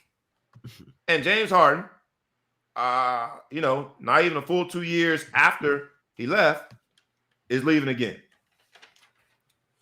So where are we going with it from here? What do you think about the trade? And, you know, who won the trade? I think it was a win-win trade. You know, at the end of the day, the 76ers are better because basically the trade was Harden for Curry, right? So that's a better trade. But I think Harden you have a championship level talent at the Nets. I think Harden, obviously, people are going to say was a big part of it. But Harden is just, if you just look at his history, he's just not the kind of guy that can go in these playoff games and close out a series and win. Harden is never going to be comfortable. He played with KD once before, right? And it didn't work out. He had to get up out of there. He has to be the man, and him being the man isn't good enough to make it to a conference championship. So I think getting him out of there and putting Steph Curry in there, who's going to be, Curry. Seth Curry. Huh? Yeah. Seth Curry. Don't worry. I'm sure his parents do the same thing. They call him my Steph. fault. Hey, Seth and Steph. Come on now. Go I got a list. But so Seth, I mean, he's gonna be all the shooter that they need him to be. Without the me first attitude that is gonna go along with it. I think Ben Simmons suddenly is gonna come out of his depression. Not to make any light about mental health, but suddenly we're gonna find that he doesn't have a problem playing in front of people. And he's gonna come out there and they're not going to ask him to shoot because they got shooters on the team. They're not going to be mad, so he can just do what he wants to do, drive to the basket, be a defender, be a transition guy. I think that they're a better team now. And then the picks, I mean, ultimately, I would think the Nets kind of won because they got picks with that stuff and, you know, everyone's also involved. But just as far as on the court, I think stipulations is conditional picks. But yes. Yeah, but I would think it's a win-win trade. I think both teams are better than they were yesterday. Because of the fact that Ben Simmons wasn't going to play for the 76ers. And that's been the sentiment that I've been hearing more. Either both teams got better or you know, there's smaller camps that think Philly won because James Harden playing with Joel Embiid, who if you had to vote for MVP today, based on the last 2 months, Joel Embiid is probably the MVP. And look, they were getting a total of 0 productivity from Ben Simmons because he was on the sideline. So you know, there's a camp that says that Philly won because it's an NBA that's about win now, and they're in position to win now. There's a camp that looks at it a little more long term and say Brooklyn won, right? Because you get 2 prolific scorers in Kevin Durant and Kyrie, and now you get a player in Ben Simmons from an athletic standpoint that doesn't need to score. But is dynamic in every way, can get to the basket and can defend 1 through 5. So there's people that say the Brooklyn won. But it's been a growing sentiment that both teams got better. ETP, I'll let you weigh in before we look at like the nuances behind it. Because if both teams won, I still think the NBA lost. I still think the fans lost. Sort of piggybacking off what ETP said is like at some point, like I was really looking forward to the big 3 playing together in Brooklyn, right? And they only played together maybe 30 games in 16, 2 years. 16, was it only 16? 16. Even I gave them too much credit. Get his ass out of here. You know, I know, but freshman Simmons that quick, you like, nah, this ain't working. I'm out. And I said ETP. I made the comparison to the transfer portal because the Honey Badger, Tyrann Mathieu, I can't ever say his last Mathieu, is on record this week saying that the transfer portal is ruining college football. He talked about the players that he sat behind, Patrick Peterson and the corner that went to Dallas. I escaped my name, the Claiborne. And he talked about how that made him a better player, being around dogs and waiting for his opportunity. And it's just maybe, again, at the risk of sounding old, I don't think the NBA players are trying to wait. They're not trying to wait to win. They want to do it right now. And Harden is like, look, man, Kyrie only playing half the games. And we were close to winning last year, but we didn't win. I'm not happy. I'm going to take my ball and go to Philadelphia. It just seems it's something wrong here, man. I'll let you have last word with ETP. So I don't necessarily think that it's a win-win. I think Brooklyn came up in the whole situation with draft picks. The ultimate, what's really going to decide how successful this trade was for anybody is what Seth Curry does in the playoffs. Like, we have plenty of examples. Ray Allen won a championship in the corner. Like, distance shooting is critical in the playoffs. And James Harden is critical condition in the playoffs. So because of that, I see what you did there, and I like it. So because of that, I don't know that I can look at this and say, oh, Philly just got so much better. Yeah, they gave up a dead asset in Ben Simmons, but they gave up an important distance shooting threat. Brooklyn came up. They got picks. They got a lights out shooter that can swing it, and they got Andre Drummond, so they got a big under the basket. And fresh legs. And yeah, and they're deep. They're even deeper than they were. And James Harden is damaged goods. Like, he's been damaged goods for like 3 years. Maybe he recovers. Maybe he takes off the fat suit. Maybe he has no more hamstring injuries. Maybe he finds the fountain of youth. But your man has been injured more than he has been healthy. Look, I'm looking right now, trying to look up his stats. And he's averaging like 20. I think he's averaging 28 and 10. He's got his stats. Hold on a second. Of the games, 4 games. February 10th, 0 games, 0 minutes played. 8th, 0 minutes. 6th, 0 minutes. 4th, 0 minutes. February 2nd, 37 minutes, 4 points. February 1st, 37 minutes, 22 points. 29th, 0 minutes. 26th, 0 minutes. The 25th, 33 points.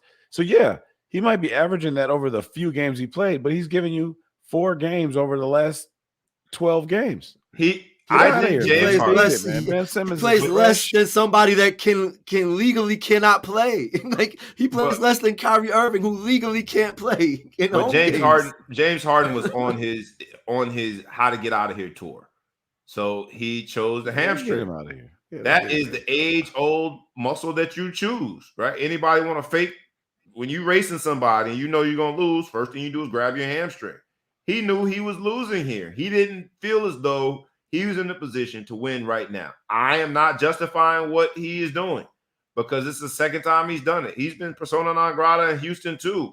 The way he got out of there was just like, dog, you got a contract. You got obligations, man. He just did the same thing in Brooklyn. Dog, like, there's a fan base that's really rooting for you, man. He don't care. So, but he ain't alone when it comes to finding interesting ways to get out of his contractual obligation. Right, so he got out of there, not surprising at all, and his bank account's gonna do very well because of the decision. Let's look at Ben Simmons though, because that's somebody else that, I mean, Philly wasn't getting anything out of it. Is the concept of mental health, because Ben Simmons used, while James Harden went to the age-old hamstring, Ben Simmons used a really delicate topic, mental health.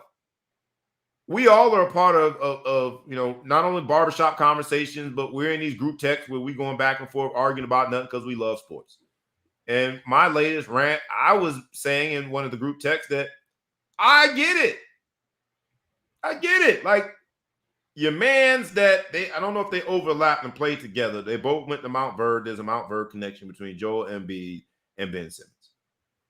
They came together. They've been the front court, back court duo that was supposed to win a championship in Philly.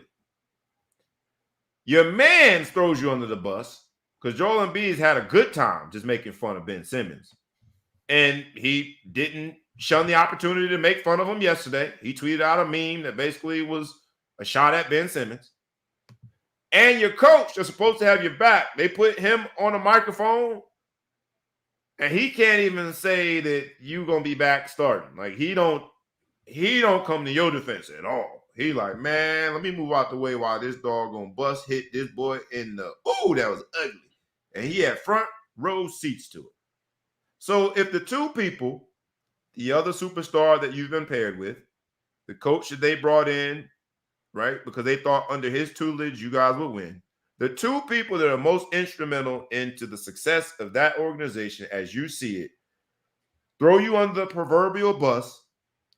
We know that how Philly fans can be. We know that fan base is crazy. So that part wasn't surprising to me. But in the biggest moment, right back to the big game, you came up the smallest. And you threw some gas on the fire because those two people that are supposed to be the instrumental pillars in your development as a player throw you under the bus. That could lead to mental health issues. Whereas you might not ever want to play with them again. So am I being a little too open-minded when it comes to interpreting Ben Simmons attributing mental health to his reason for not playing? Or does he have something here? I ask both of you. No, like no, dog. If it was a mental health issue from the beginning, then you talk about it being a mental health issue. It was a contractual loophole, is how it looked as an observer, seeing the negotiations play out in public. It was a way to exploit a contractual loophole so that he didn't have to relinquish his pre-earned salary. So he still gave him like $20 million in fees and yeah, he got hit. He got hit for sure. But at the time when mental health became a conversation, it wasn't the lead. It wasn't the headline. It wasn't the starting point. It was, I don't want to play here anymore. However, that being said, it's always a mental health issue. Like James Harden has a mental health issue. He's not happy in Brooklyn. That's a mental health issue. There's mental health issues that happen in business decisions all the time.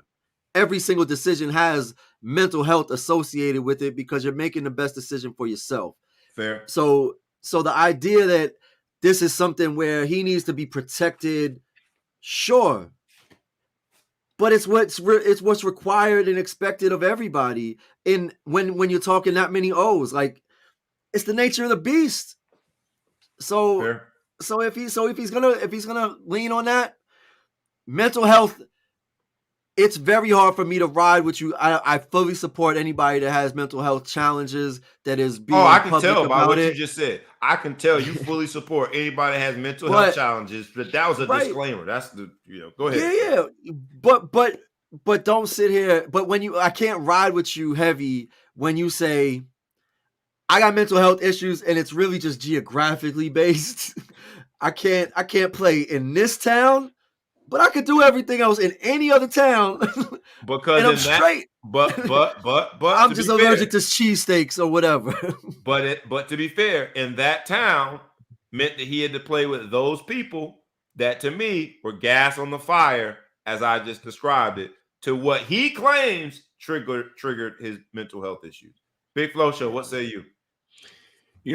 I go back to the McDaniel thing. It's like, don't claim the mental health issues just to try to get out for this bread, right? Don't just claim for some extra draft picks. Just try to get the draft. Don't try to get the benefit and say the mental health thing. Like, if you didn't want to talk about mental health in the beginning, don't just claim it now. It's not fair to the people who actually have mental health issues that people have strived so far to get acceptance and stuff. I can't say for sure he ain't got it, but when if he plays tonight, You know what I mean? If he doesn't have an easy period, if he out there tonight, and he's gonna be shooting threes. He's got like he's taking like 10 threes. He's been working on his jumper. I'm gonna have a hard time believing it. He got to at least go on the court a couple times and be like, I can't do this. And they have to get out. Come out in a wheelchair, Paul Pierce status. Okay, let me try. But if he just come running out there like, hey, let's go, dunk the first ball he get, I'm gonna be honest. I'm gonna let y'all know I'm rooting for him. Do I think it was kind of questionable and very opportunistic to call it a mental health issue? Yes, but I also think that under the circumstances I just described, with that coach and that teammate in that city not having your back when you're at the lowest point in your basketball career, such that you wouldn't even dunk a wide open dunk, right? Only because you were afraid to get fouled and go to the foul line. It's the way they call it, the gips. They call it the twisties. He had a moment, and maybe he associates those people with that moment because when they put the microphone in Doc's face, Doc didn't have his back. Embiid was over there firing off memes. All I'm saying is I'm rooting for the brother, man. Either way, they both got out conveniently. The question, who won the trade? I'm going to go with I think Brooklyn won it. And maybe that's because I try to look at things more long-term with the picks. But in addition to that, I don't know that James Harden can play through a big man. I mean, I think the pick and roll will work, but Embiid, that moves Embiid away from the basket more and doing a lot more movement, which he also, we talk about, Anthony Davis and his proclivity to get injured. Embiid gets hurt a lot. So I don't know if moving away from the basket, he gets hurt a lot and he takes and settles with bad shots a lot. So I don't know if moving away from the basket is going to work. I think, and if I had to say in near term who won for this season, I see where the argument could be made for Philly, especially with the way Embiid is playing. But I also agree with you in the near term. Brooklyn could do well too. Joe Harris is out. So, Seth Curry being able to make those big shots, I think will be helpful. And Ben Simmons being able to guard 1 through 5, I think is, not too many people on the planet Earth can be 6'10", 6'11" point guard and guard that well, be that athletic. So I didn't answer it, but I gave every reason why I couldn't answer it. I understand it. Why I can't decide. It's Brooklyn. It's Brooklyn, dog. There's no. You think Brooklyn? Nothing. But what if Philly goes on a run and wins it, man? Because, I mean, if Embiid is MVP right now, you add James Harden, while we're talking about his statistical output from a scoring perspective, his decision-making as a point guard has taken off. He has become a true point guard. What if they win it? You got to give it to – I'm going to go with a let's see. Let's wait and see. I'll give it a let's see, but we know the track record. It'll all be decided in the postseason, and I have a very strong feeling that deficiency or that void of distance shooting in clutch moments and expecting James Harden to fill that gap, which he's never been able to fill, it'll play itself out. In this episode of the big game, it does come down to the big game. Ben Simmons came up short, but let's not give James Harden a pass. He came up short. And this is why on the thread with these outstanding, successful brothers who live in the same suburb that I do, this is why I said what I said, because I think we're giving a pass to some other people. We're giving a pass to Joel Embiid because, while he played well in the playoffs, right, they came up just short. So we needed a few more plays. And his injuries over his career has been a reason why Philadelphia keeps coming up short. We're giving a pass to my man Doc Rivers. Doc Rivers distanced himself from Ben Simmons when asked the questions, but Doc Rivers then came up short a lot too. Dare I try to belittle a black coach on this show, especially after we got Mike McDaniels saying what he says, but my daddy black. I identify as human, but Doc Rivers came up a little short too. So that's why I'm cheering for Ben Simmons, man. Y'all threw that man under the bus at a time where locker room code says you gotta have my back. The whole city of Philly and the Philly fandom is blaming it on me. You gotta have my back, dog. Even if you don't believe it publicly, have my back. No, that's not a code violation. No, you got to show up. Yeah, you you got to gotta take the heat and show up. That's a hard thing to. You quit on my team. You quit on a team like that. You left us butt naked with all the damn salary room we got over here. No, he quit He after got to the be fact. point guard, center, power forward, small forward, shooting guard. He got to do all that stuff because you left me alone. I'm talking clowning you. Bring your ass to. Nah, he didn't quit till after the fact. Let's make sure at least sequentially the timeline is right. Now he did quit on them after the fact. But this whole controversy that he has now said has led to his mental health issues started right after that game when he was the smallest he could be in the big game. And they was just like, let me move back. How you going to handle this? And he handled it like a young man trying to figure it out. He's still, 25 years old? He got a lot of basketball in front of him. That's what makes me think Brooklyn did very well in this trade. Mm-hmm. What the other half did, James Harden, in easing his way out and having a hamstring issue, was made very poignant in the draft, in the All-Star selection draft. I don't know if you guys saw it. KD and LeBron are drafting their teams. They draft the starters, and then they draft the reserves, who's going to be the backups. And it comes down to KD needing to decide between Rudy Gobert and James Harden. And, you got the whole TNT, Ernie and Chuck and Kenny and Shaq up there. They having a good old time. But then after LeBron picks, but he really doesn't pick, right? He gets the last pick. The last pick on the board is James Harden, so it goes to LeBron.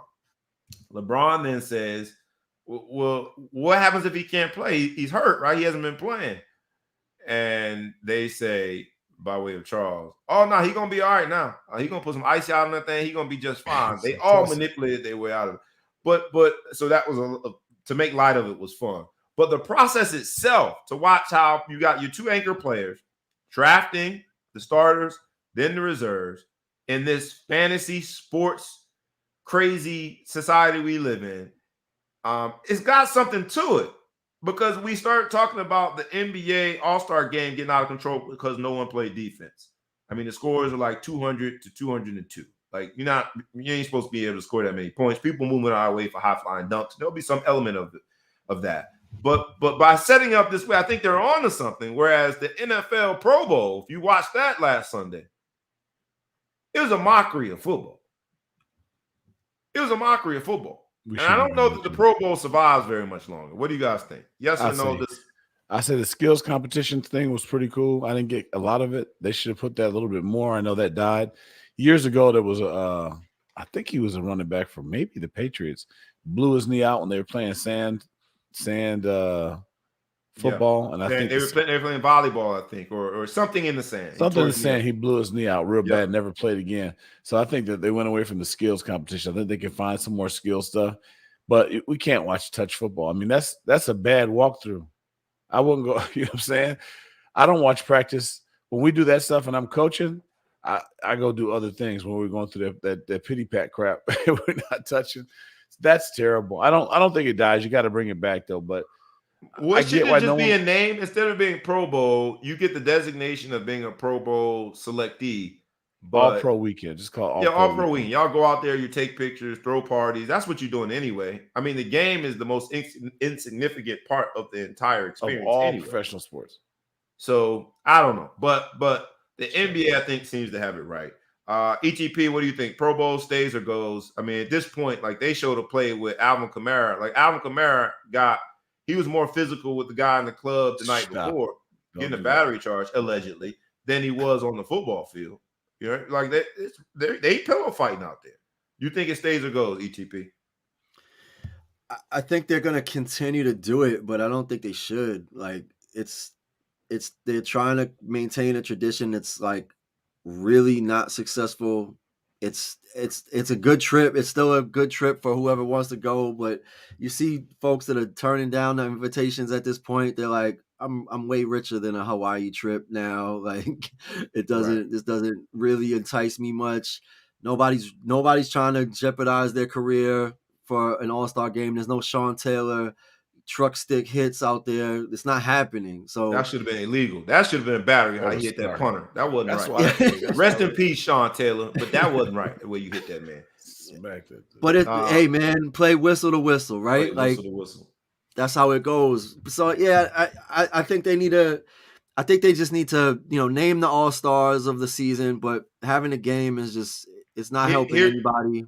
Here's what I'll say, because we gotta wind down and get on out of it. It's been a long show. Here's what I'll say is, when it comes to basketball, the number of all-star teams and first-team All-NBA has been very rich and involved when you're in the barbershop and their legacy conversations. I think the NFL players are moving away from even being concerned about legacy. Like you see players, we talked about Andrew Luck on this show. We see players retiring before they could even get to, like, Andrew Luck's not going to make it to the Hall of Fame. He didn't care. Right. I think the science behind it and the health concerns, players are starting to be they're not going to completely ignore legacy, but it's becoming a lot less important than it is in basketball.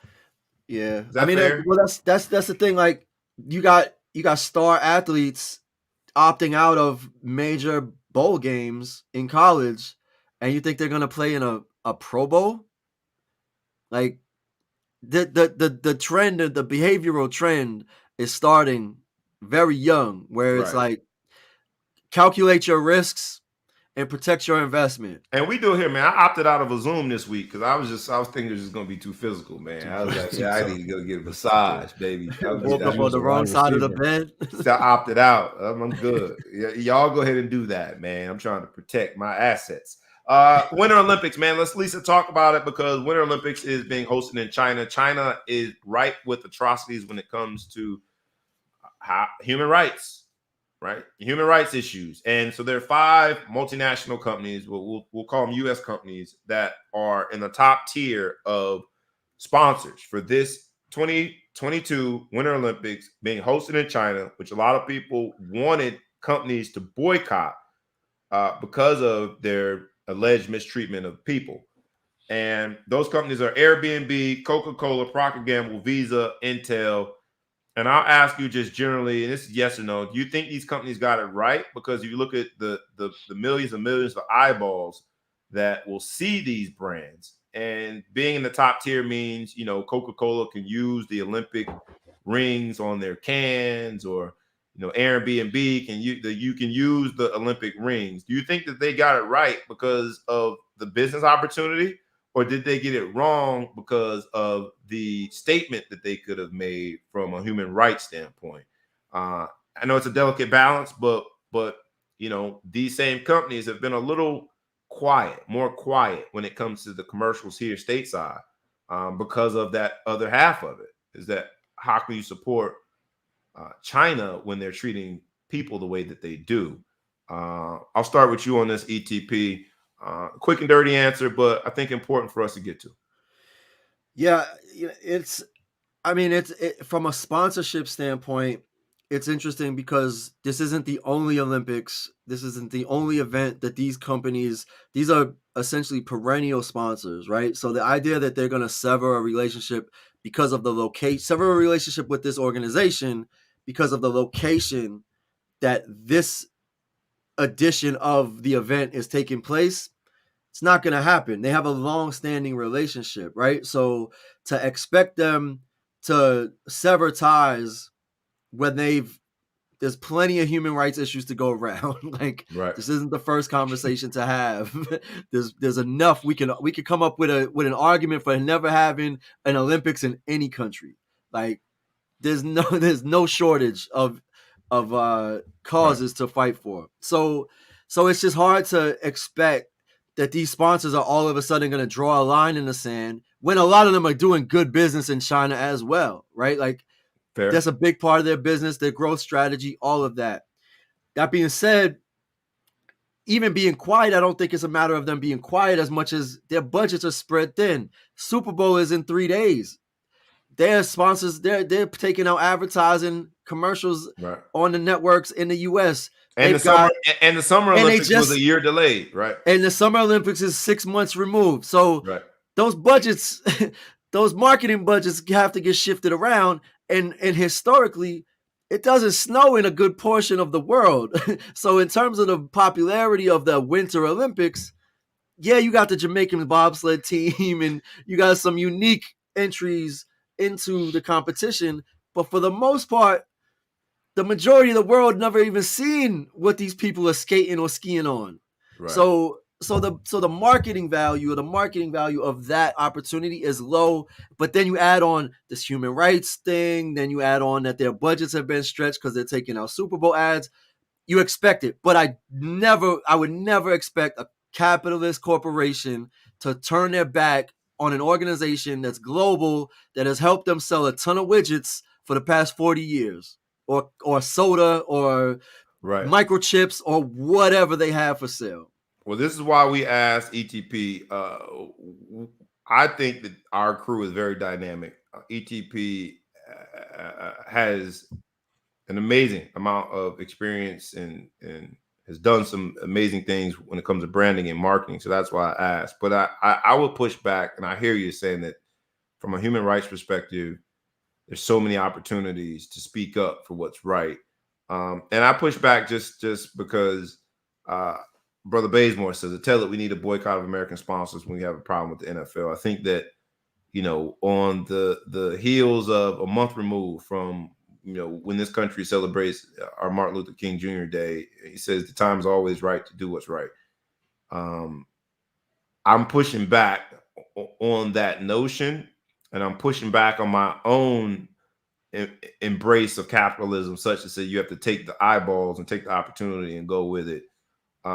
Because if not, then I think these type of atrocities, whether it be human rights question in China or whether it be diversity in the NFL, I think they continue. So, I don't know where it starts. Obviously, these 5 companies didn't think it starts with the International Olympic Committee and this 22 Winter Olympics hosted in China. They don't feel like it starts there. And with 120 million TV sets that will be tuned in to the NFL, I know that they didn't have any challenge selling ad space and commercials because of so many eyeballs. So I don't think that companies are going to start there, but it just feels as though, man, we're fighting uphill. So where do we start? I'll give you last word on it. The Big Flow Show. Yeah, make it a quick one if you don't mind, so we can move. I'll to the make next it real topic. quick. I think this is a numbers game. It's 329 million people in the United States. It's 1.4 billion in China. China is the pettiest country you've ever met in your life. If they have a problem, if you do something with them, they will be petty. Is Coca-Cola going to do something to cut off the 1.4 billion and say, I'm going to boycott because of China? And China tomorrow will cut you off and put their little fake Coca-Cola, and you'll never be back. That'll kill their bottom line. And that bottom line is nobody in the United States is going to stop drinking Coca-Cola because of what's going on in China. It's the bottom line. We're not that woke. I mean, LeBron James is probably the wokest player in the NBA. When somebody says something about China, he said, hey, shut your damn mouth. Shut your damn mouth, right? That's 1.4 billion people. So at the end of the day, hey, you can say that they're doing whatever. Human rights are going to get mad. Some people woke, but that 1.4 billion speaks loud, and China don't play no games. If you speak out of turn about China, they'll mess your ass up. So, unfortunately, that's just what it is. It's a numbers game, and we will get over it. Everybody will get over it because most people really don't care. I paused for the cause. Thank you for that contribution. And you got a point. Numbers, it's hard to fight numbers. Men lie, women lie, numbers don't. I paused for the cause because we talked about mental health, and I would be remiss if I did not at least remember and recognize the life of Chesley Christ is her name, who was former Miss USA. She is and we know ball sports talk with sports business and entertainment collide. We have seen Miss USA, that competition, basically evolve into what has been received as sports, business, and entertainment. The mega dollars that are fed into the pageant, it's covered now in sports mediums, and they're entertainment moguls that invest in it, including I'll just say entertainment moguls that invest in it. She was a young lady, I think 31 years old. I know she was struggling with the concept of turning 30. Seemed to have done a lot for a lot of people. So just wanted to at least acknowledge her. This was about a week and a half ago. But since we talked about mental health, we should at least acknowledge her in the spirit of saying that here on the Ball Hog Sports Talk, while we made light of it today as it pertains to Ben Simmons and our analysis, we don't make light of the fact that there are several people struggling with smiles on their faces, but depression in their heart. And you know, whatever that might be, the face of the conversation for over the last 10 days has been a beautiful, you know, she was an attorney, had opportunities on TV. She's a supermodel. She's a pageant winner. She's Miss USA. She's overcome all odds. And yet, whatever was happening in her body, mentally, in her mind, was such that she leapt from a high-rise building in New York City to kill herself. So just know that here on the Ball Hog Sports Talk, we do support getting the help that you need, and we ask and beg anyone that feels any feelings towards hurting themselves, please get the help that you need. And just wanted to make sure we took that moment. Last two topics before we go home, man, and they're gonna be more than lightning round. We sprinting. We Ben Johnson in the last 10 minutes. Ben Johnson. I should say Ben Johnson because the ROC is at it again.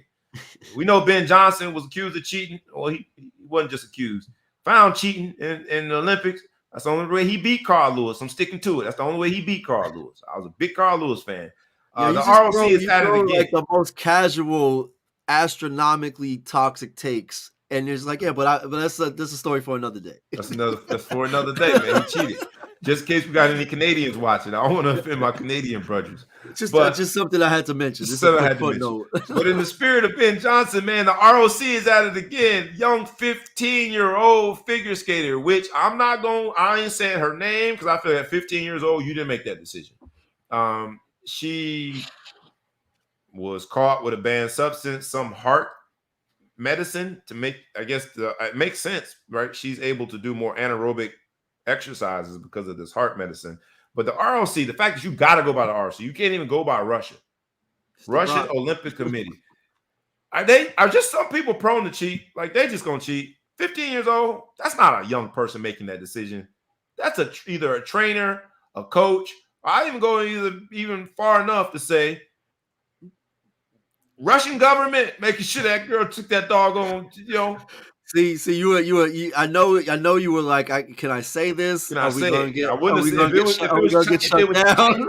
if it was China, I wouldn't have said it. You know we're gonna get hacked. We're done.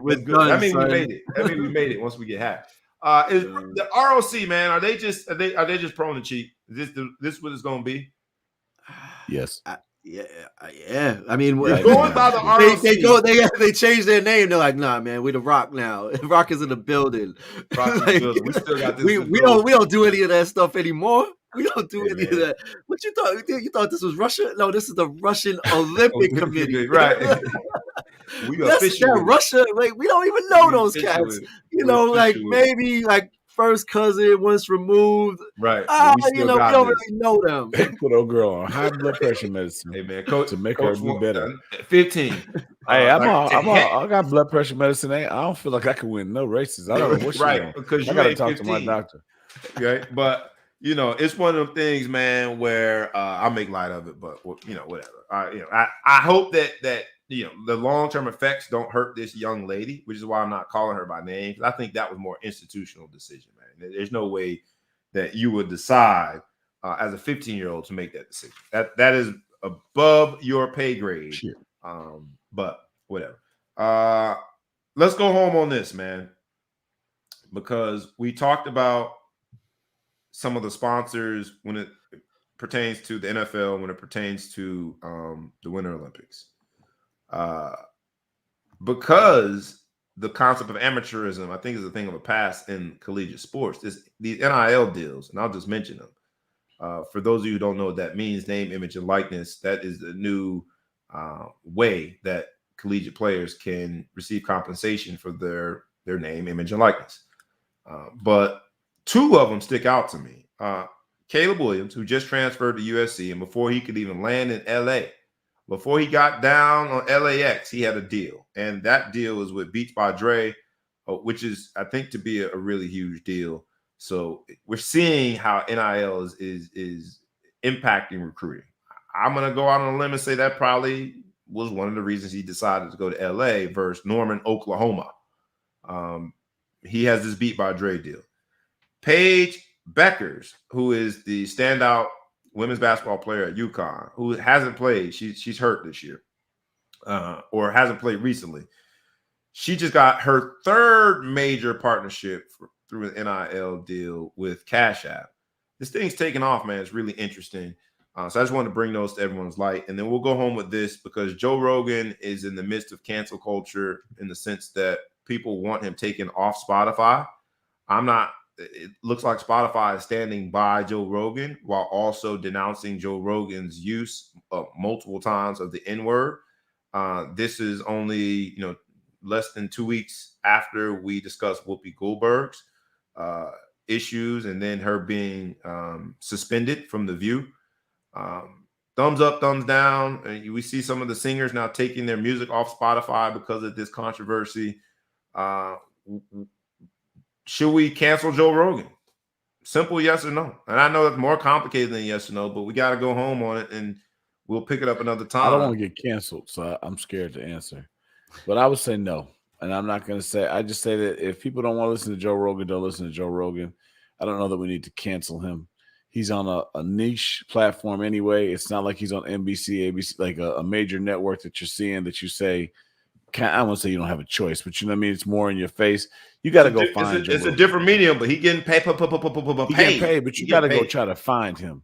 So I don't think he's actually, I'm not going to say he's not trying to get people to rally up and kill folks. So I think there's an audience. If the audience wants to hear what he has to say, I don't think we censor everybody who says what we don't want to have to say, especially on niche platforms like that where you're not, again, if it was NBC, CBS, ABC, ESPN like that, I'd be like, yeah, these are major broadcasts. You have to seek out Joe Rogan. So why? He's just going to show up somewhere else anyway. Which Donald Trump's entertainment medium already offered him a deal. And Donald Trump has come out and defended him. So has what's that idiot who's the governor of my home state, DeSantis, has come out and defended him. It's just interesting how I'm not defending them. I'm just saying you don't cancel everybody. I get it. No, you're not. But you're right in the sense that this opportunity would just be replaced by another one because people in support of him feel as though when you cancel, it's a form of censorship and undermines the rights that something like the freedom of speech is aimed to protect. I'll go last. You up or down, man? Or should we be canceling Joe Rogan after his multiple use? Is a whole compilation. I think 13 uses of the N-word. He said he apologized somewhat, but what do you think, ETP? Up or down? Should we be canceling Joe Rogan? I mean, short answer is no. This is old content. Old content. Very old content. If there was an issue, it should have been addressed when it. The fact of the matter is like. It just gave light to some racial issues that were on the heels of his problematic or controversial statements about vaccine and COVID treatments and things of that nature. And then obviously it brought to light this other, racial undertone. At the end of the day, like you said, he's got a platform. He can speak on his platform. Everybody has a choice whether or not they want to listen to it. If you don't agree with it, then don't agree with it. But I fully support the artists. Like I appreciate the artists taking their matters into their hands. Like if they have a moral issue with the content that's on this platform and they want to take what they rightfully own and remove it from that platform, then they have every right to do that. And I support that. But that's an individual decision. It's not something from like a cancellation standpoint. They're making a statement to say, I don't want to do business with this corporation that is in support of these values, and I don't support those values. So I commend the artists. They have the individual right, and they have the authority to determine who they do business with. So I respect the fact that artists now even have that power. 30, 40, 50 years ago, artists wouldn't have really had a say because they didn't even own their masters. They weren't the rightful owners to the publishing. They were just employees of the label. But now ownership dynamics are different. And so every artist, every entertainer is a corporation. And now they're able to leverage that and make business decisions. So I support that. And they have every right to reject this platform. But I don't think canceling Joe Rogan because of something he said years ago that he also came out and acknowledged was an issue. Shutting everything down never solves anything. Like, there's no conversation about it. And I'm not saying the conversation always becomes productive, but all you're doing is like basically making people be quiet, making them have thoughts in the dark. If people have these opinions, I'd rather know what you think about me. If it's I'd rather know the negative things than to not know behind closed doors and be wondering, why am I being looked at this way? Why does this person perceive me this way? I think it also amplifies the fact that so many people have come out in support of him and have been able to, in their minds, reconcile the use of the N-word in such derogatory ways that because we're not having the conversation doesn't mean that the word isn't being used in closed circles. Right. The word isn't being used to prevent hello, church say amen, prevent Black folk from getting hired in the NFL. Anyway, I digress. We can't go back to the beginning of the show. I agree, but you talked about the artists owning their masters and having the leverage. Shout out to Snoop Dogg, who now owns Death Row. I don't think any masters come with that. I think it's just the brand and maybe some paraphernalia, T-shirts. But he's one step closer to getting his masters back with that classic music that he made that we will be celebrating during the halftime show of The Big Game. This has been an awesome show, man. I do agree as well when it comes to the platform. Like, the cancellation is one thing. We do this show at Sports Business and Entertainment. We don't profess to include politics here. We're going to say some things that are controversial. We'll say some things as though we're in the barbershop. That's what the concept of rough, rugged, and raw is all about. So let's remove the politics, at least from this podcast. Enjoy what we have. We're going to be delivering it a long time. I hope that we get a platform as big and as prominent as a Joe Rogan to make some of our analysis more public. But in this episode of The Big Show, we took you through a lot of sports business and entertainment. We started off with the big game, the Super Bowl, that is. We hope that you enjoy it. We hope you can get back to some of your traditions, that life will be a little more like normal. Why? Because over the last 2 years, right, we're approaching 2 years now. March 2nd, I think, is the date that people mostly attribute to the beginning of the pandemic. So we're getting close to 24 months of being inside, having very little human interaction, very little normalcy when it comes to our social activities with one another. There are a lot of people in a lot of households that are unfortunately dealing with the mental anguish and subsequent mental health issues related to this pandemic.